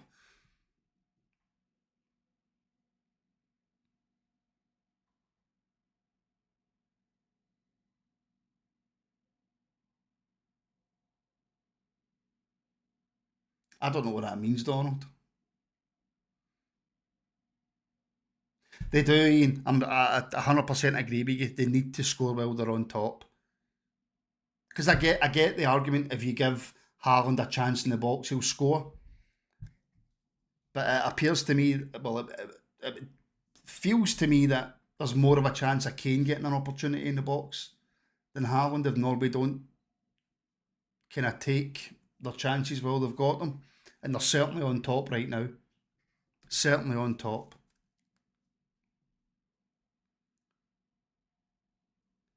Corner for Norway. Into the box. Pickford punches, does well. Oh no, we have hit the bar! Oh, that's a foul. That's a foul, no? Oh.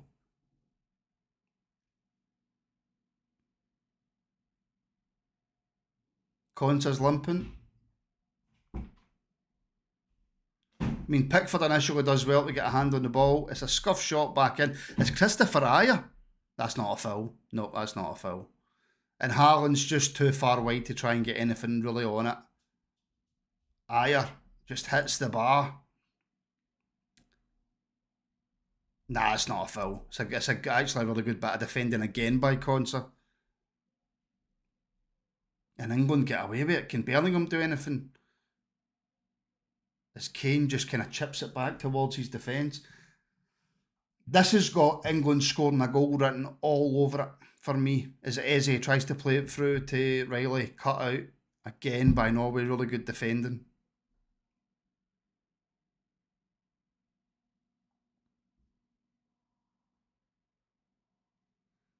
And now it's England's chance to come forward. England need to try and make something happen.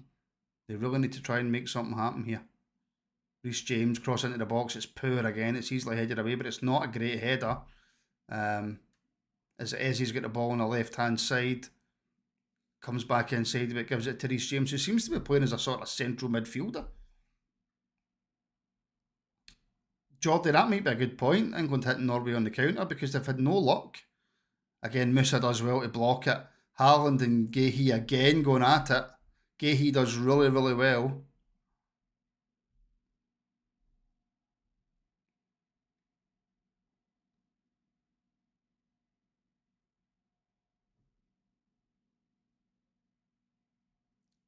Says on the left-hand side, cuts it, crosses into the box. Again, it's the same with Norway, and it's exactly the same with England. You just give Harry Kane that split-second chance in the box and it's a goal. It's a lot closer than I thought it was going to be, this game. Absolute fair play to Norway. But you need to close Saka down, and they're standing off him, but it's into James anyway. It's back out to Saka. You need to get him. You need to get to him. You need to close him down. He cuts in on that left foot. Great ball into the box, and it's just went out for a goal kick. That's why you have to close Saka down.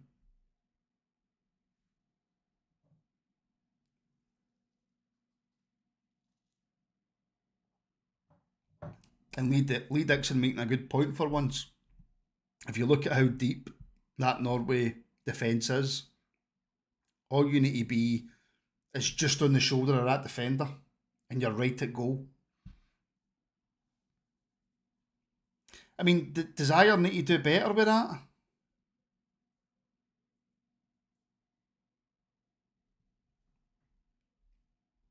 Musa screaming for the ball, not past him. It's Odegaard now on the kind of right-hand side of the pitch, just inside the England half. He's looking for the pass. He's looking where to put it. There's nobody really making any movement for Norway. As they kind of switch it over to the left-hand side now, looking for Musa. It's out with the left back. And it's back inside again. Norway, just fair play to Norway, being patient. Odegaard playing that sort of quarterback role, from an American term. Was Oscar Bob at Man City? I think he was at Man City.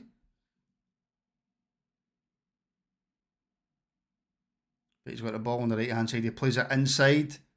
It's back out to Odegaard.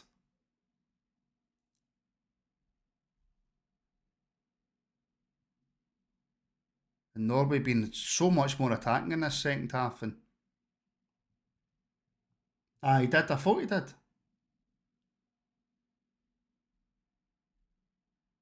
And it's Musa on the ball. Let's see what he can deliver. Up against John Stones on the left-hand side. Cuts in. Looking for the chip into the box at the back post. And it's well done, O'Reilly. Well done. Nods it out for a throw into Norway.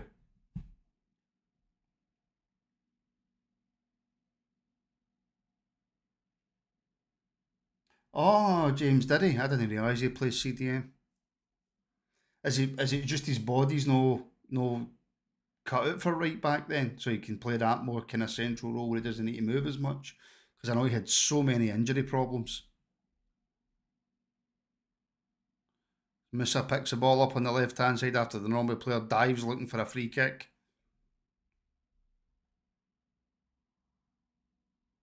And it's back out now to the right to Oscar Bob. Oscar Bob versus O'Reilly one-on-one. I fancy O'Reilly here. Oscar Bob cuts in, goes for the cross, blocked, headed clear by Bellingham. Patrick Berg manages to pick it up, back out to Odegaard, looking for the pass, can't find it, has to go back the way. And it's back with Christopher Ayer. Back out to Martin Odegaard on the right hand side. He's looking for the run. He can't. And if it's not there, fair play to Norway. They're not forcing it. They're really not forcing it. But they've had quite a lot of the ball in this second half as Musa's got it on the left hand side. Looking forward to seeing what he can do up against Saka. And it's out for a Norway corner. I tell you what, Norway a lot better than I expected. A lot. There's Magnus Carlsen, chess player. Best chess player in the world. I once beat him at a chess game. I had it on very easy, but I still beat him. I think that counts. I might have played it a bit more like checkers, but I still won. So, I think I can still say I beat Magnus Carlsen. Yeah, fair play.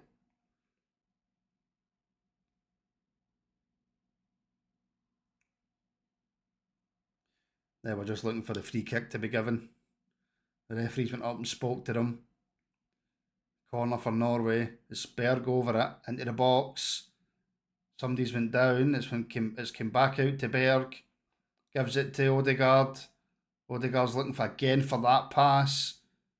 Too many players. He's tried to flick it through to Musa. It's out for a goal kick. It's poor. Really poor for Odegaard. You would be expecting a little bit more.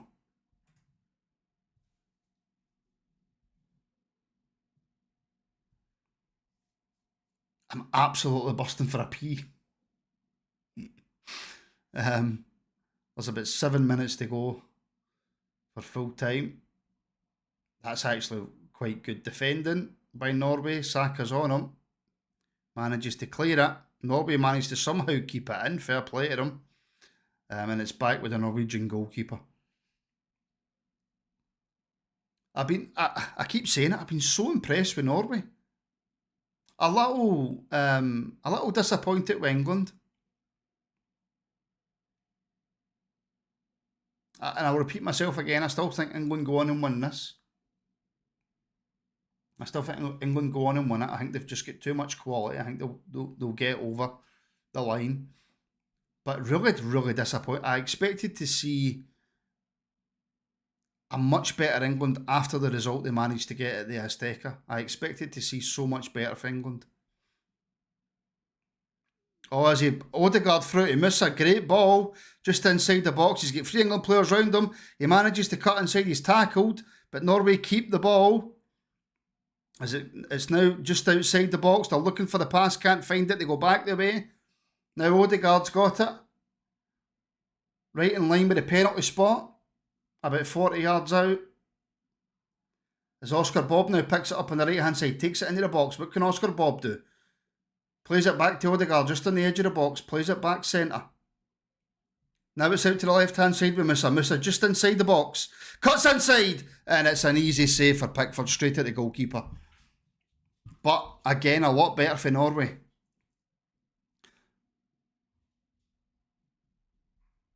You've got to say it's good play, good build-up play for Norway. Musa does well to kind of cut to the right, make that little kind of couple of yards of space for himself, and it's a really, really poor attempt at goal though. It's a really poor attempt at goal, and you've got that feeling now that the bigger team, the better team, have been under the cosh for so long. You just feel that when they get their chance, they're going to score. And you do expect England to get at least one chance before full time. But this second half, really, really disappointed with this England performance. I think they've been really poor. But they won't care if they get the goal.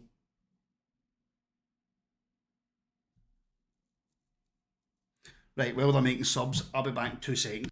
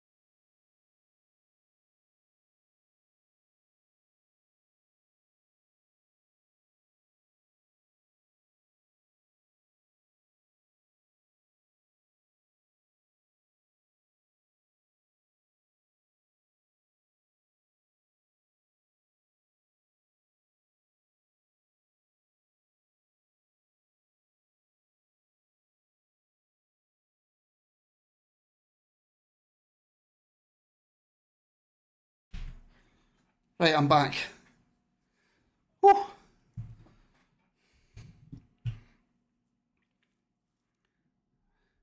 Can somebody tell me what subs they made? Oh, Saka, brilliant. On the right hand side, into the box. Are you live? Yes. Oh, hi. Thank you very much.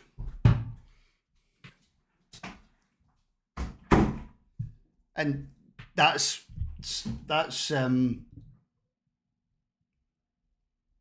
stop it with I love the Viking push. I'm not loving the Vikings anything. I'm reporting on what I see within the game. Jim.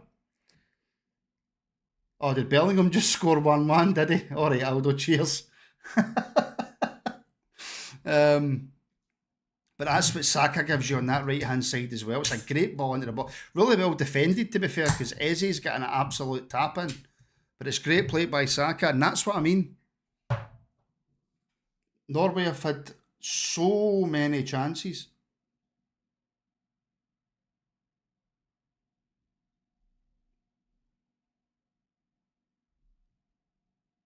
They're talking about taking Bellingham off.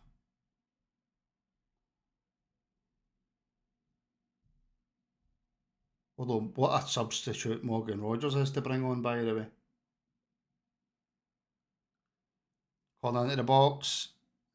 It's headed away. And the Norway player, I swear to God, it was Tom Daly-esque, man. I mean, was there a push? I don't even know, but it was Tom Daly-esque.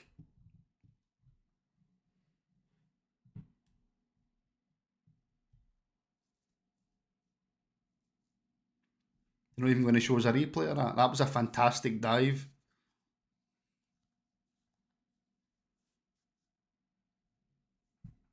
Konsa coming off. I think Konsa's played really well.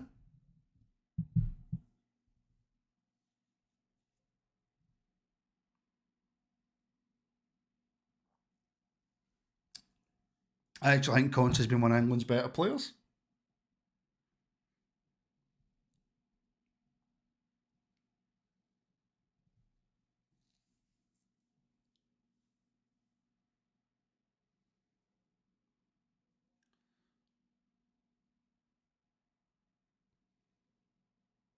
So it was Konsa off, Spence on. I don't know what your thoughts have been, by the way, so far on that, on Spence at right back for England.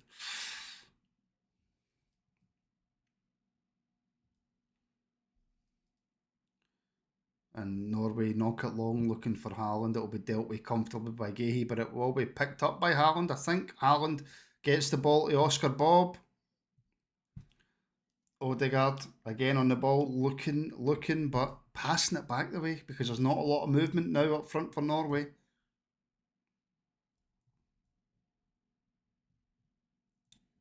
Odegaard out to right hand side for Bob. There's a run. I think Pickford should be grabbing that. And now, can England break? It's a poor pass for Bellingham, to be fair. He's gave Spence a wee bit too much to do with that there, and Christopher Ayer manages to mop it up nicely. Goalie! Oh, ho, ho, ho, ho.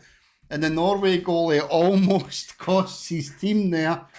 Great closing down by Spence. And the Norway keepers just took too long to try and clear it. Spence manages to charge it down, and luckily for the goalkeeper, it goes out for a goal kick. 7 minutes, Neil, added time. 7 minutes. It's a long ball forward looking for Bob. It will be picked up by Haaland. Haaland heads it back to Bob. Bob can't bring it in, and it's back with Spence. As Oscar Bob robs him. Nope, Spence does well. Manages to win the ball back, and England managed to clear their lines. And it's up to Eze, who's fouled, and it's a free kick to England.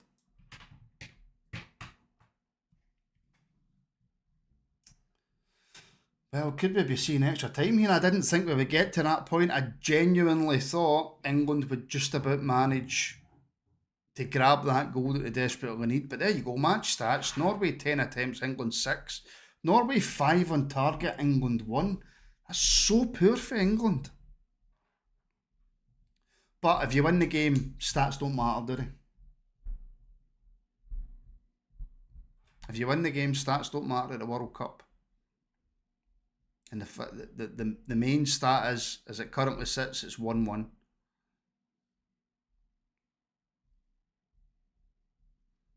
As Odegaard now does actually really, really well to keep a hold of the ball there and then find space and make a pass. and get Norway out of trouble.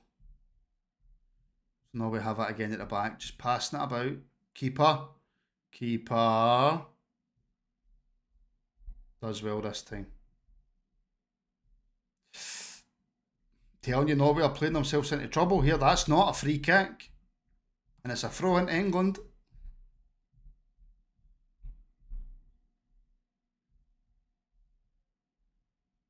And now he's staying down embarrassed, pretending he's got an injury.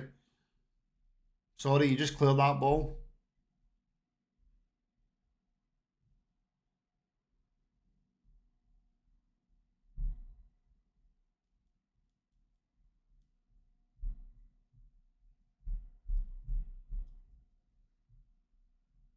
I don't see it, Jordy. I watched the Switzerland-Colombia game and I thought both teams were really poor. Like, really, really poor. It was probably the worst game I think I've watched of this tournament. I thought they were that poor.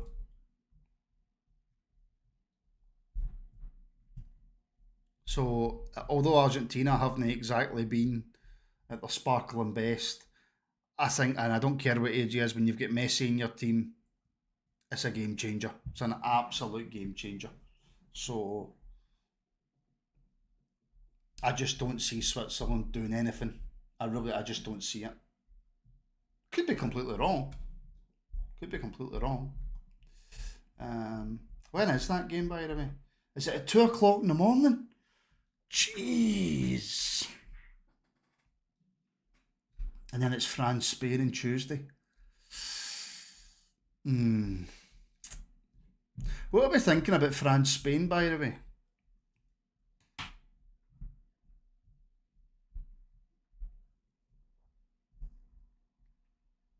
I've seen a few people say that they don't see any way in which Spain can win the game. I've seen people say that they actually think Spain will win. I've also seen some ludicrous people saying that they don't think Spain are actually that good, which is a mental take in my opinion. But again, I watched France-Morocco and France were just so good. So good, man. I mean, do we genuinely... Bellingham's just tackled Esse, but he manages to... Not Bellingham, sorry, Rodgers has just tackled Esse, but he manages to get the ball back. Do we see, right, realistic question to everybody watching, right? Do we see... Oh, Bellingham nearly just heads it just wide, doesn't get enough on the header. The cross into the box is low. Bellingham goes low to try and head it in at the back post and he just doesn't get enough on it and it goes wide. Does anybody here see Norway or England or Argentina, or do you know what, I'll add them in, or Switzerland, realistically laying a glove on France? Because I'll be honest, I don't. I think the only team that can beat France are the team that France are playing in the semi-final, and that's Spain. But that's not a foul. That's not a foul, referee Feze. That's not a foul.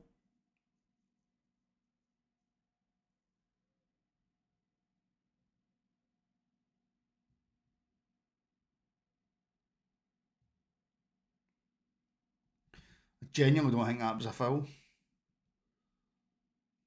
Yeah, they do, Neil. Yeah, France absolutely do.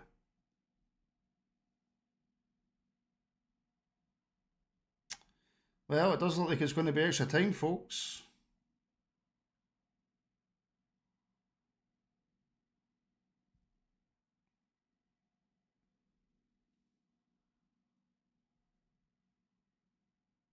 Been disappointed with Musa since he came on. I was expecting a little bit more for him on the left wing for Norway. Anderson hasn't really done anything in the game for England. I've not been impressed with Anderson the full tournament, if I'm being honest. I've not been impressed with him at all. I know, Neil, I know. How many hydration breaks in extra time?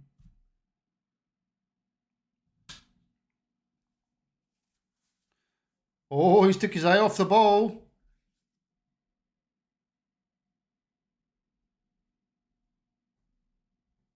What's going on here? How can that be a foul? He's played the ball.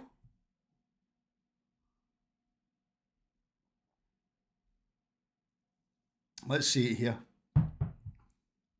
Plays the ball.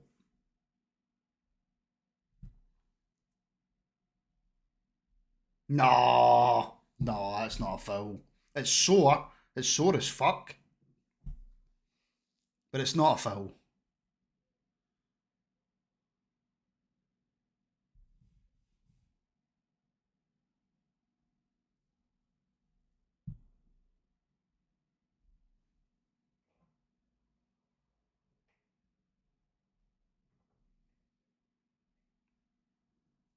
No, that's not a foul.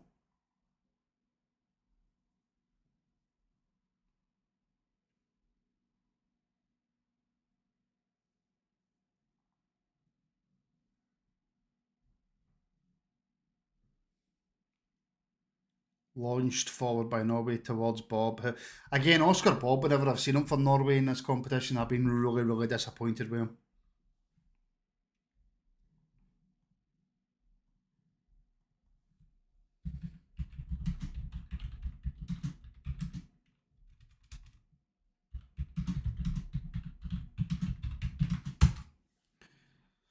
Well, that is full time, folks. Norway won, England won, and we go to extra time. I don't think anybody's seen that coming. I certainly expected an England win. I expected a comfortable England win. Fair play to the guys in the comments that called extra time. You were absolutely spot on. Didn't see it coming. I think in the second half, Norway have been by far the better team, in my opinion, but they haven't took their chances that's came their way. And I think that's going to come back and bite them. Because England have got too much quality to play it, I think, as poorly after a talking to for the manager. And the extra time is what they have here. They've done nothing, Gallant. You're right, England have done absolutely nothing apart from that one bit of quality in the first half with Jude Bellingham. And he's got his goal. England really need a shake by Thomas Tuchel. And I think they'll get it, and I think they'll come out in extra time better than what they have been in the 90. And I think we'll see a much different England team. I think Norway have had this is just my opinion. It'll either be penalties or an England win. Because I think Norway have had their chances and they've fluffed them. But we will see what happens. I am going to go for a quick smoke break, folks. So I'll be back as soon or just before extra time kicks off. Please don't go anywhere. I will be right back.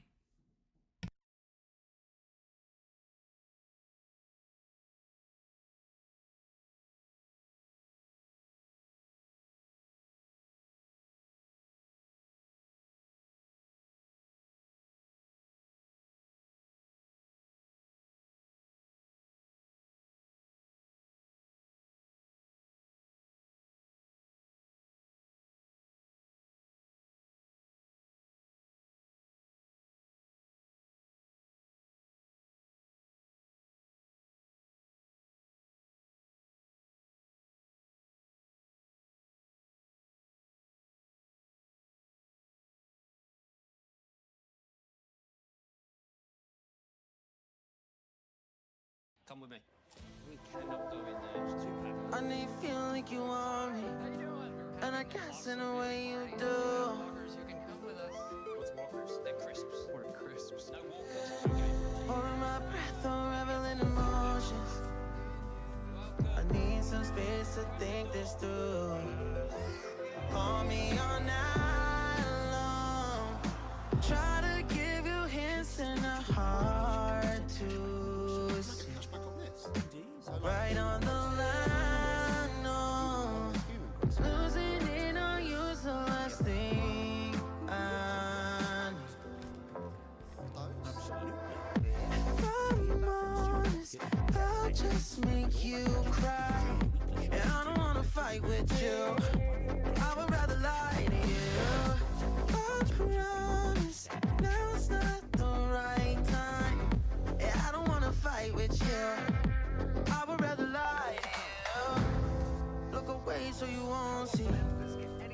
pain is in my eyes.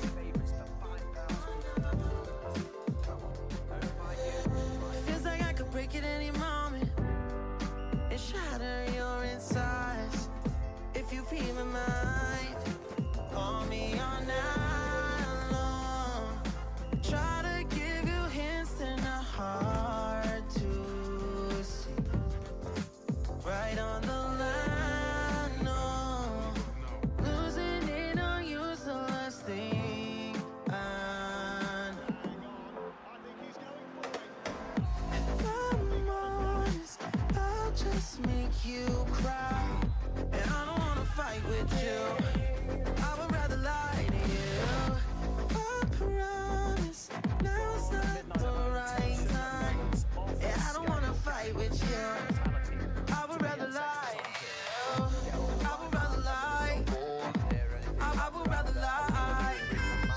I don't wanna fight. I would rather lie to you. If I'm honest, I'll just make you cry. And I don't wanna fight with you. I would rather lie to you.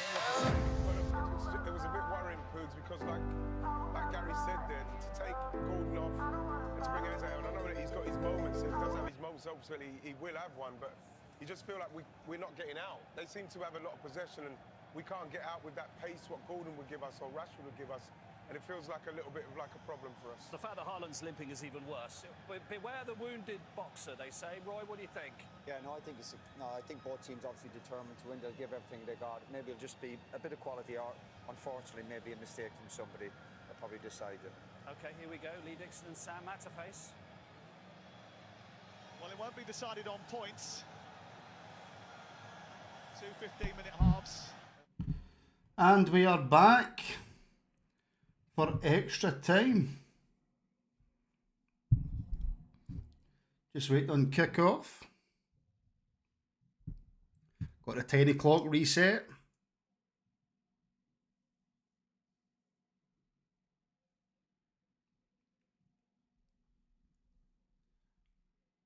What are we waiting on here, ref?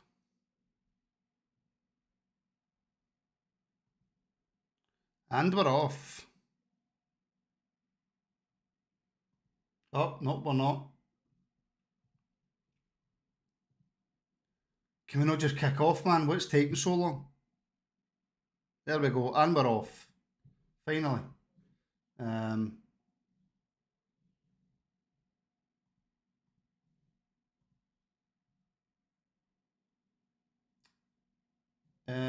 I think my tiny clock stopped again. Yep, the tiny clock has stopped again. So I'll need to try and fix that. Oh, let me try and fix the tiny clock. Nah, tiny clock not fixable. I'll try and get it fixed at the half time and extra time, even though you don't get long for it.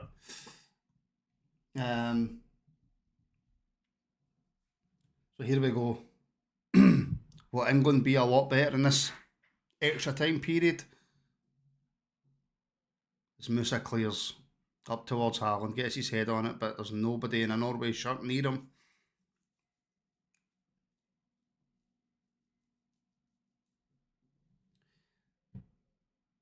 David, mate, all I'm going to ask you is, what's wrong with you? Like, what's wrong with you, mate?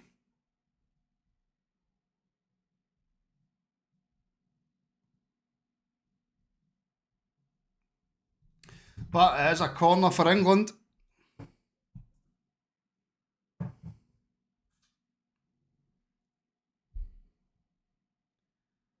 I've never understood people, right, that go on to another team's podcast, a team who they don't support, or maybe it's their main rivals, and just write crap in the comments. I don't get the psyche. If you want to watch, fine, I'm happy for you to watch. I need a kitchen extension. But like, what's wrong with you, man? I would never, right? Oh, Kane's done well. What a save. but it's picked up by Saka, plays it out to Reece James. It's a great save by the Norway goalkeeper. Saka again, chips it to the back post, just over Gahey's head. And England seem to get a bit more belief about them now. They've got all the ball. Rodgers hits it. It's a good save, it's a goal. It's Bellingham. It's shocking from the goalkeeper. Absolutely shocking from the goalkeeper. And it's that man. It's a man that is just an absolute phenomenon. Jude Bellingham. An absolute phenomenon. He's just so quick onto absolutely everything. And it's Norway 1, England 2.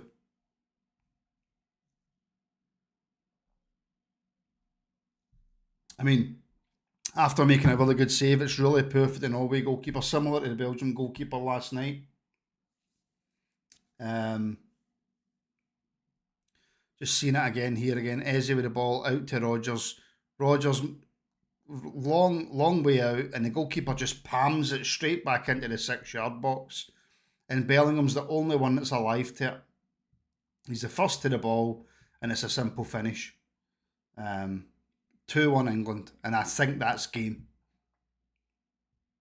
That's game. Jim, thank you so much, buddy, for the gifted memberships again. Thank you so much for the support, my friend, and well done to Ricardo, Gary, Scott Fraser, Patrick Toyd, and Marquisio. Marcois, I don't know how to pronounce it.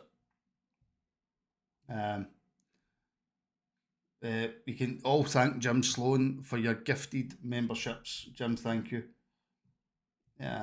Yeah, really poor from the Norway goalkeeper, and that's for me, that's game, set and match now for England. And that's what I was saying just before full time, or just as full time happened. Norway had their chances in the 90, didn't take them, and a team with the quality of England, they're going to punish you eventually, and they have. They absolutely have. And now Norway need to come out. They're going to leave space in behind. And I fully expect England to exploit it. Musa on the left, trying to jink his way through. Again, blocked by Bellingham.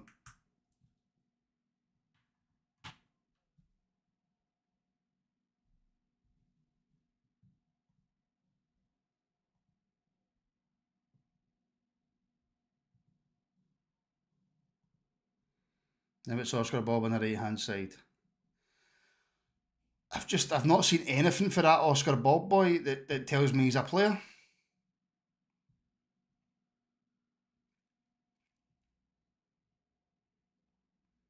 And it's poor for Jed Spence. Really poor. But they've won it back. Harry Kane all the way back to Gahey.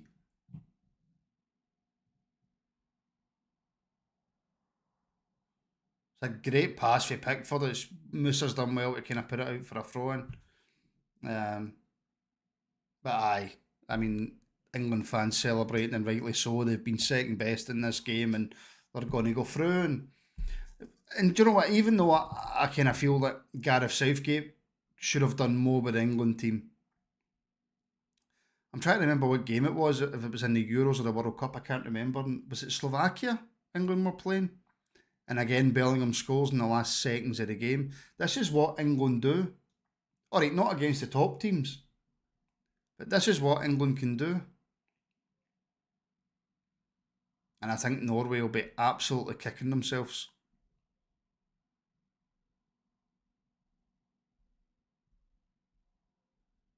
He's still on the park, Gary. He's still on the park.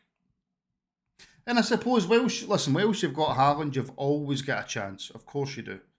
Of course you do. But it's if Norway get the minerals now to go for it.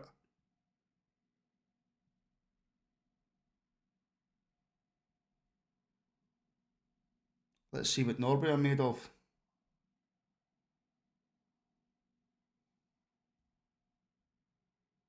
Oh, it's poor. It's really poor.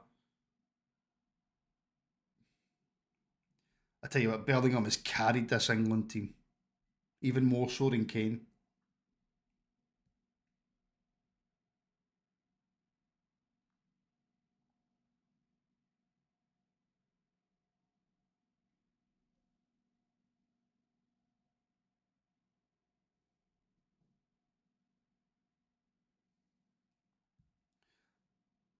I don't expect much different, Graham, for Norway. This is what Norway do. They will pass it and pass it and pass it and wait for that perfect opportunity to play that kind of difficult pass, or there we go, and Eze's got it away to Bellingham. Bellingham tries to flick it on now. It's defended by Ayer. It's put out for a throw in England. And now for England, you just take your time.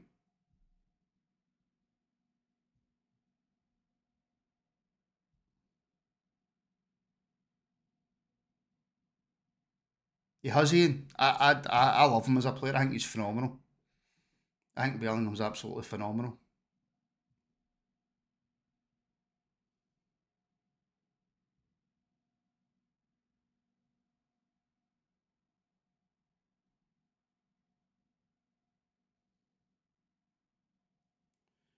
Now it's Spence on the left hand side. He's right up the line. There's nobody in the box for England. Spence carries it into the box, does really well, takes it past through. That looks like a penalty, and it is a penalty. Spence has done phenomenal there, and I've given him a lot of criticism. But Spence has done phenomenal. And look, this is exactly what I think everybody expected. That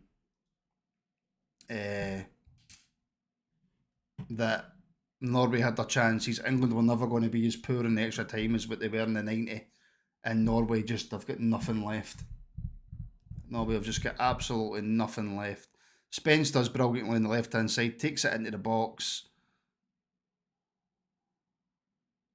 That's not a penalty. That's not a penalty. That's not a penalty.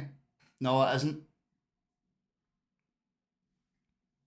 That's not a penalty. And I'm just being honest, that's not a penalty.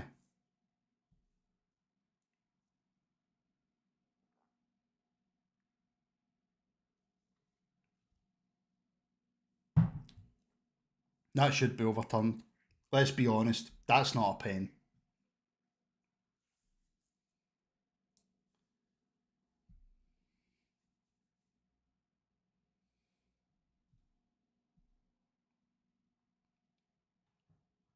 It's definitely not a penalty. If you're saying that's a penalty, that's your bias taking over. That is never a penalty in a million years.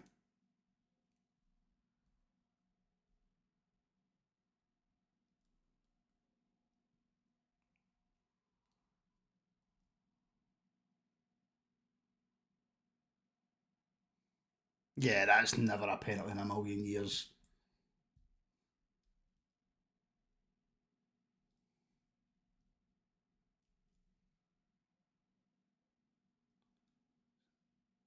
Yeah, that's a clear Norway's error. Spence has put his leg in front of Bob, hoping he's going to get the free kick. Hoping he's going to get the penalty. That's not a penalty.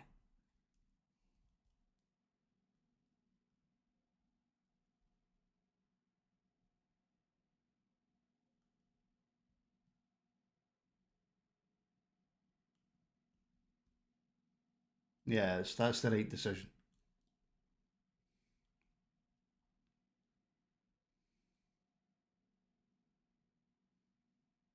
Did you see Haaland's dad there? Haaland's dad's like that. No foul. Dive. Fuck off. Oh.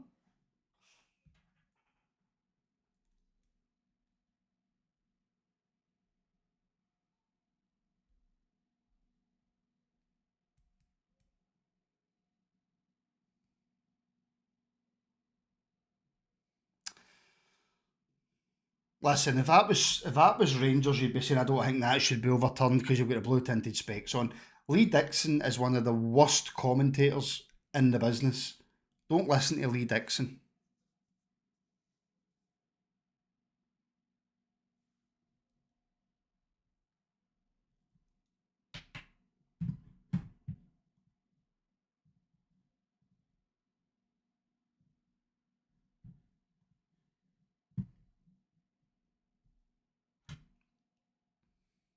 Now Norway have it. What can Norway do? That's poor for Norway. That's tired and poor. Norway are going to struggle here now. But it's out to Bob. Passes it up to Odegaard, but doesn't really make a run to help Odegaard out.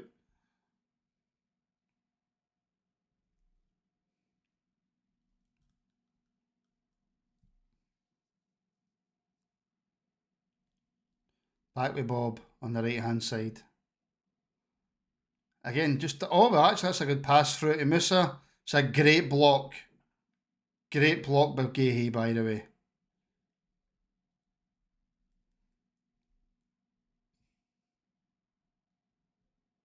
That's Gary mate. That is some block by Gahey.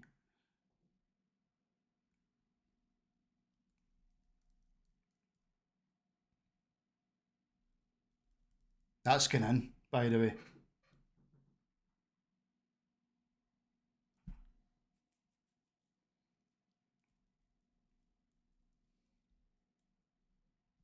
Corner to Norway.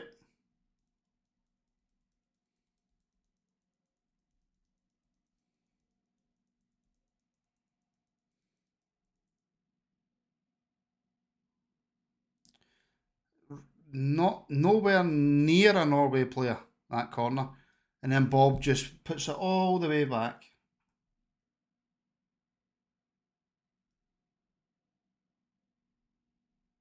I weirdly trust this England team when it comes to playing a low block defensively.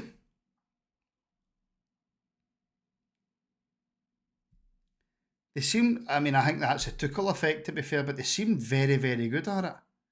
Which I think you might see against Argentina.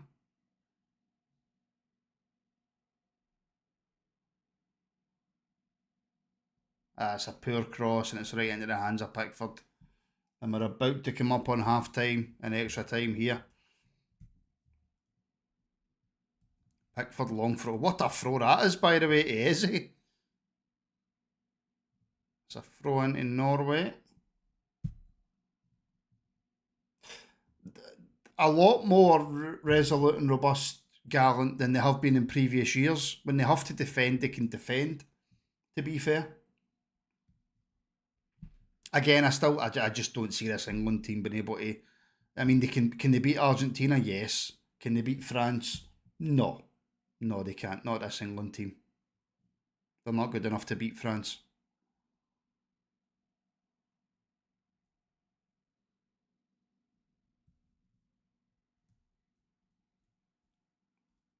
And that's... oh no, they're going to be 3 extra minutes. How can there be 3 minutes in extra time? That'd be for the VAR check, actually, I suppose.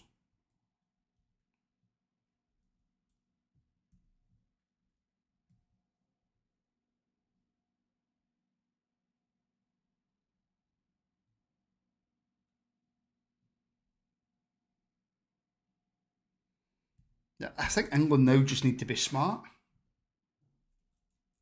Keep the ball. They've got good enough players to do it. Eze doesn't need to play passes like that and to try and find Jude Bellingham.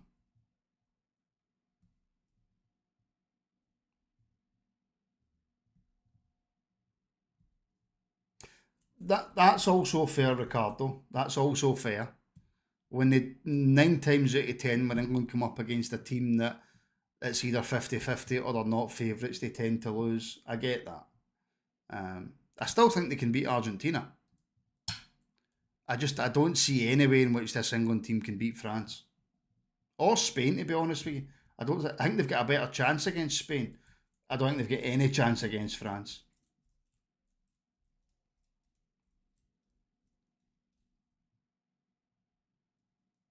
Oh, that's no great for the England goalkeeper. And that's poor for Odegaard as well. And now England come forward with a minute to go. Saka on the right hand side. They could finish it here. It's Saka looking for Kane in the box. Cuts onto his left foot. Plays it back to Bellingham, who plays it well over the bar.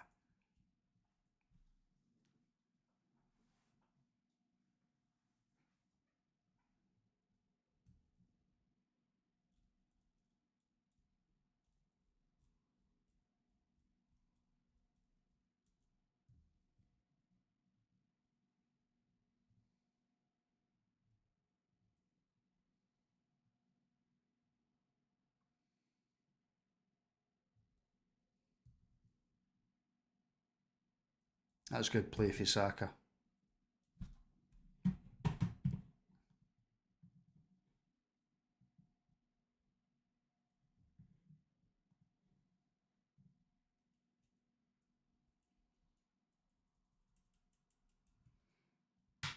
And that is half time and extra time. So Norway, I feel a bit sorry for Norway, but they had their chances in the 90 minutes. They didn't take them. And England are far too good a team compared to Norway. They were always going to be better in extra time. Always going to be better in extra time, and they have been. I don't see Norway scoring in the next 15 minutes without conceding one or two more to England. I just don't see it happening. I have to say, by the way, what Thomas Tuchel's doing with this England team is slightly different to what Gareth Southgate is doing. Gareth Southgate seemed to beat the smaller teams, the easier teams, easier than what Thomas Tuchel seemed to have beat them. But England are so much more resolute under Thomas Tuchel. There's a sort of never say die attitude with this England team under Thomas Tuchel. And that first half of extra time has shown that. And I fully expect it to either stay 2-1 or England to add to their goal tally now. I don't see any way in which Norway are getting themselves back into this game. And you have to say, England have probably got one of the best managers in the tournament, I think. Because what we're going to see now, maybe not for the first 5 minutes, but certainly for at least the last 10 or the last 5, you are going to see Norway piling forward, which is just going to leave all sorts of space for Saka, Eze, Bellingham, Kane to exploit. And I fully expect them to do it. What I will say is the poll now has massively changed in who are you rooting for, because Norway now sits at 64% and England sit at 37%. Well, it's went 63-37 now, I should say. So I don't believe what I'm seeing. Well, that's game over. That's game over. Erling Haaland off.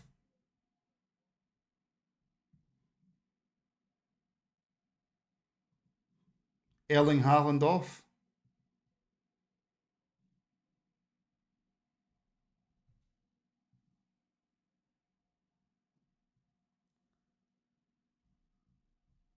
That's it. Game over.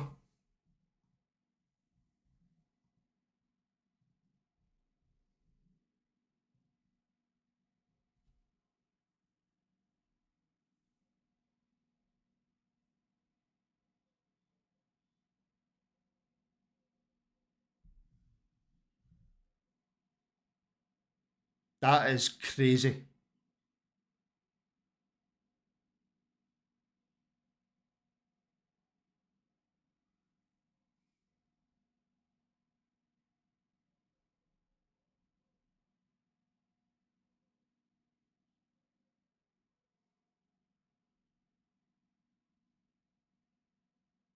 He's got to be injured, Dougal. He's got to be injured.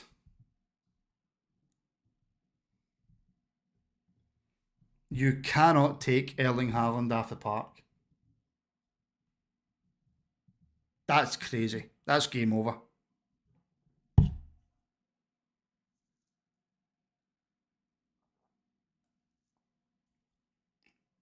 That's absolutely crazy. Oh, I've not changed the... Oops.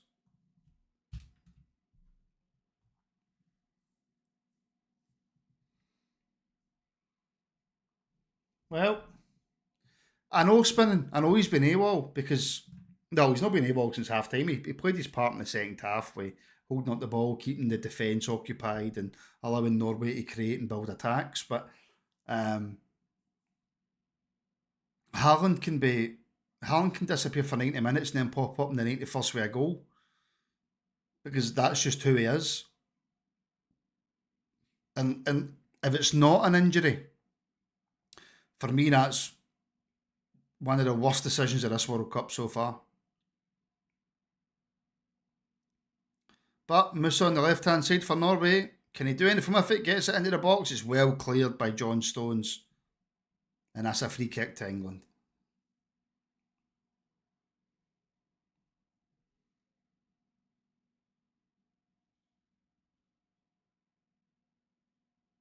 Well, that's not a free kick. Oh.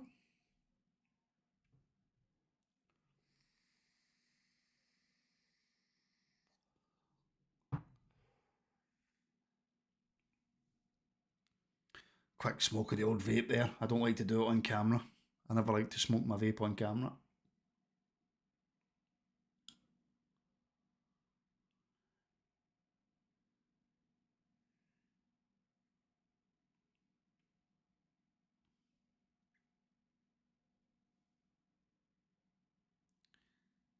See the England media, the England commentary team getting a little bit cocky again.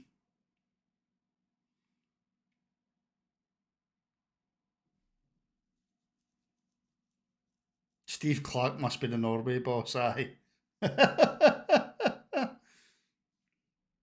No, I know Gallant, but it's just I don't like to do it. I've never liked to do it on stream, ever.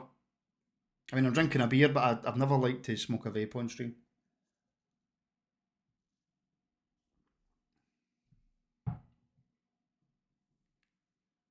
Well, Rafa seems to be putting himself forward in for the Scotland job, didn't he? Which is interesting. Is he just an upgrade? That's a free kick. The referee's not gave it for England. That looked like a free kick to me. Is Rafa just a better Steve Clark? A much, much, much better Steve Clark. But are you going to see a much different style of player team selection under Rafa Benitez if he's a Scotland manager? See Roberto Martinez, if he becomes Scotland manager, we'll just fall down the rankings. Absolutely capitulate. Roberto Martinez is a shocking manager. Absolutely shocking manager. He wasted one of the best Belgium teams of all time. He absolutely wasted them. Patrick Berg there with a shot just over the bar.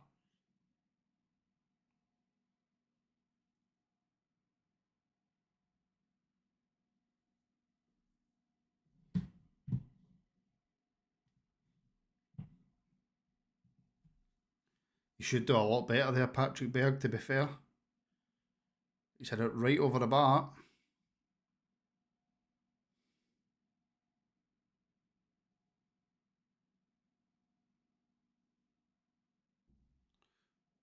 Musa again. Musa's been really poor. Really poor. And now Kane brings it forward for England. Should play it out away to Saka. He does. What does Saka do with the ball now? Takes it into the box. He does really well. Saka, poor shot. He should do so much better with his shot, Saka. He does brilliantly to create the space. And it's really poor for England again. And it's Jed Spence. Through on goal. Saved by the goalkeeper. He spilled it. Saka. Right at the goalkeeper. Saved again. But the goalkeeper again has spilled it.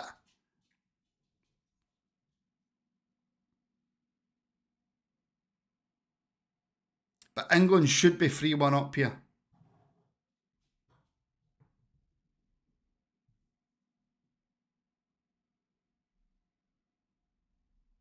They should be 3-1 up.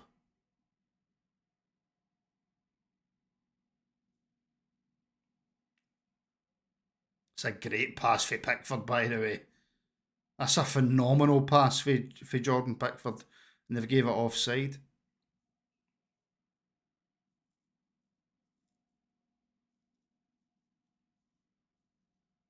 Again, it's poor for the goalkeeper.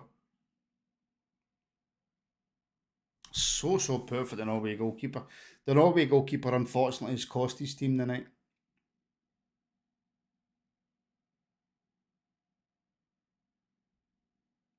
Bellingham off, Dan Burn on.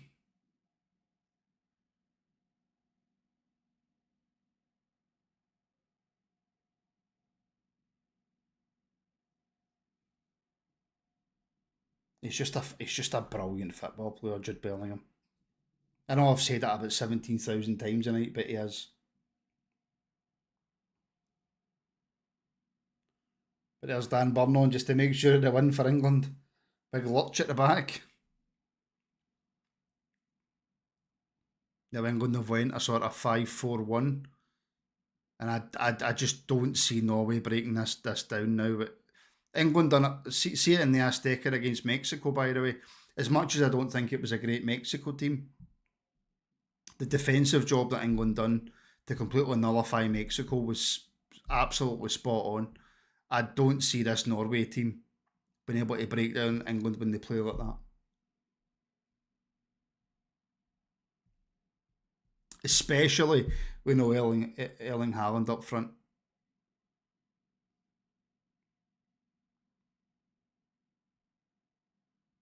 But we shall see what happens in the next sort of 8-9 minutes.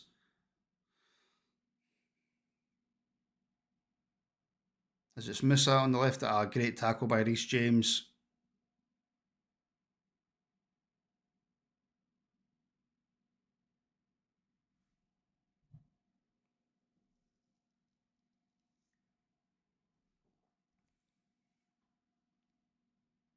But Norway get it from the England throw.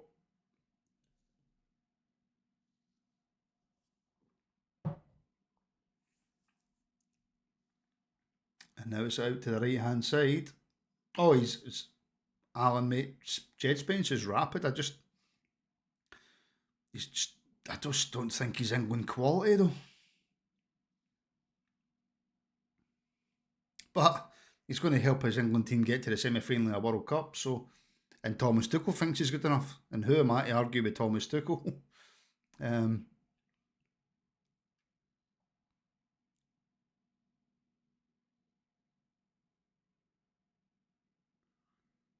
So out with Musa again. Left hand side, Musa against James. Plays it back inside.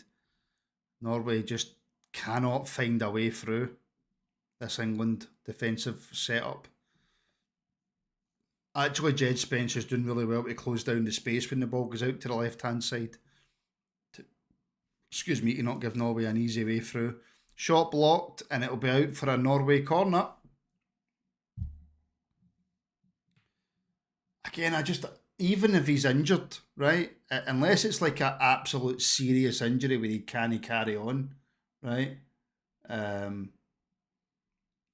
See if Haaland has got the ability just to stand in the box. I'd be keeping him on the park at this point of proceedings. It is literally the very, very end of a World Cup quarter final. But corner for Norway, taken by Odegaard, I think. Swung in, but it comes to Bob, and that is shocking from Oscar Bob.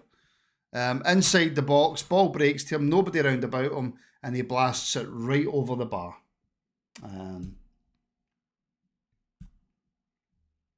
I very much doubt that, JD, mate, but I do appreciate the comment.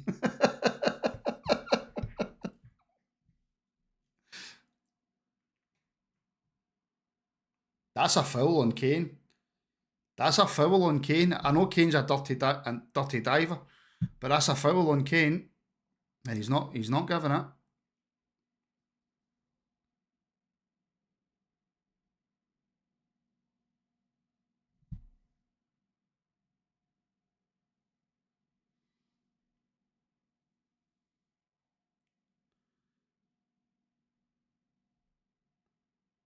I just don't see what Norway have got to offer as Odegaard just lamps it into the box.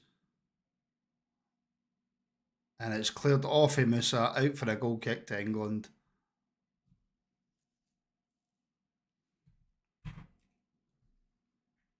The Crown Prince of Norway is going down to lynch the manager after this, isn't he?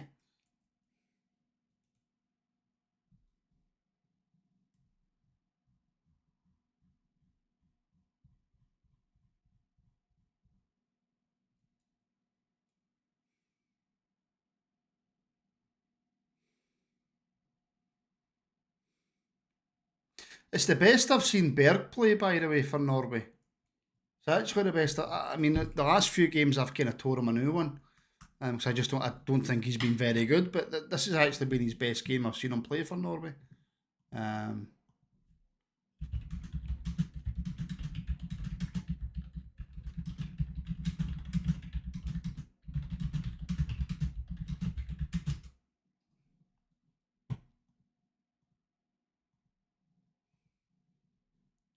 Who's staying up to watch the Argentina game then?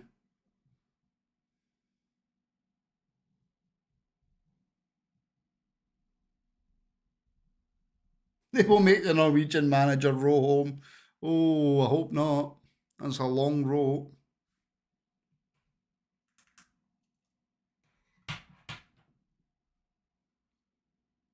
Odegaard over this free kick for Norway. It's a good ball into the box. Pickford gets there, punches his own man, and goes down.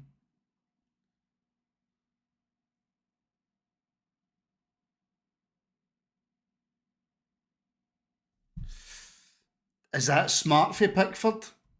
Again, for me it's cheating. I hate it. I despise it. Like, there's nothing wrong with him. But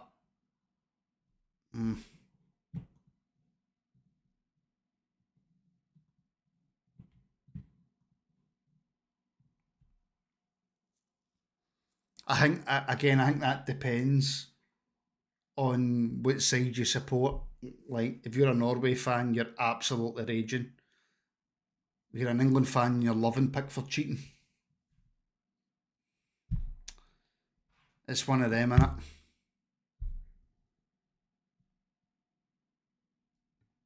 I despise diving. I don't care if it's Rangers or any. I just hate diving. I despise it.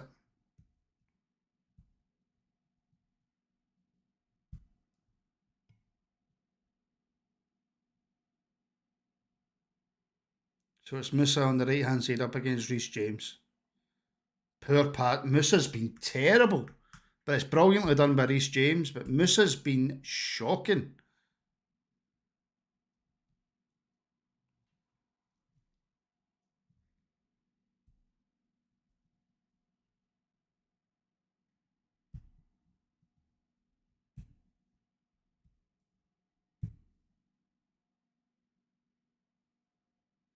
But Norway, one last chance. That's offside, surely.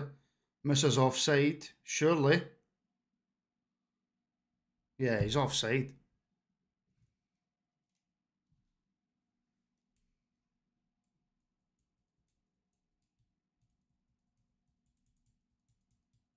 Whoa. My video was just cut out. STV player's just cut out.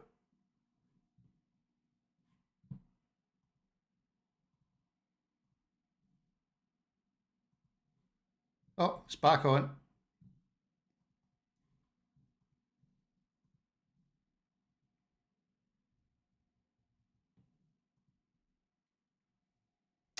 Oh no, get up, man. Get up.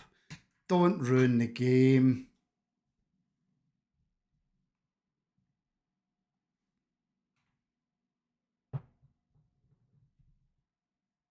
Play the game to an end. It's been a fair fight. Play the game to the end. Don't start this rolling about pish. Oh, Ezzy's done well there, but he's just not made it. But he should pick up the ball. And now we've got about 30 seconds left.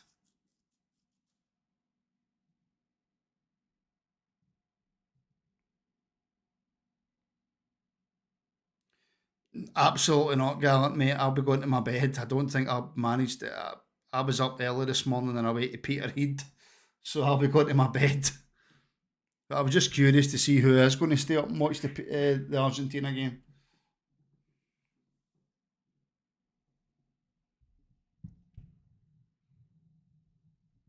How long's been added on? 2 minutes. England have got 2 minutes to see this out. And again, they've done well.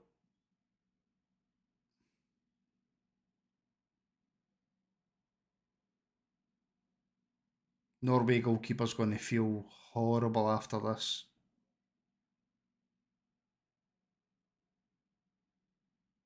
No, it's at 2 in the morning, Cammy, sorry.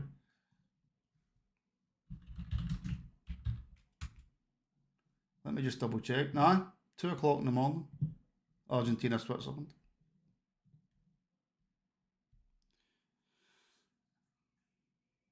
And what you've got to say, but and if you're into England or not, is that since England went 2-1 up, they've dealt with the game superbly, whereas Norway haven't dealt with the game whatsoever. England have made all the right decisions, and Norway have made all the wrong decisions.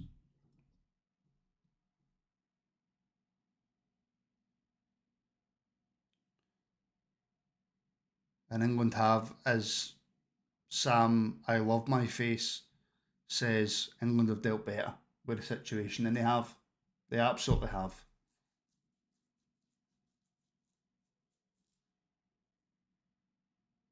Oh, that's brilliant for Eze. Poor touch in the end, but what skill. Right, Norway, you've got 30 seconds. What are you going to do with it? As Musa comes forward, plays it into Oscar Bob, who will lose the ball because he's been absolutely mince. Right, 10 seconds to go. It's launched by the Norway goalkeeper out to the right-hand side.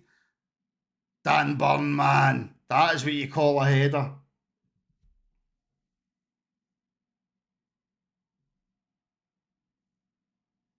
And that is it. That's game over. It's got to be. Yep, game over.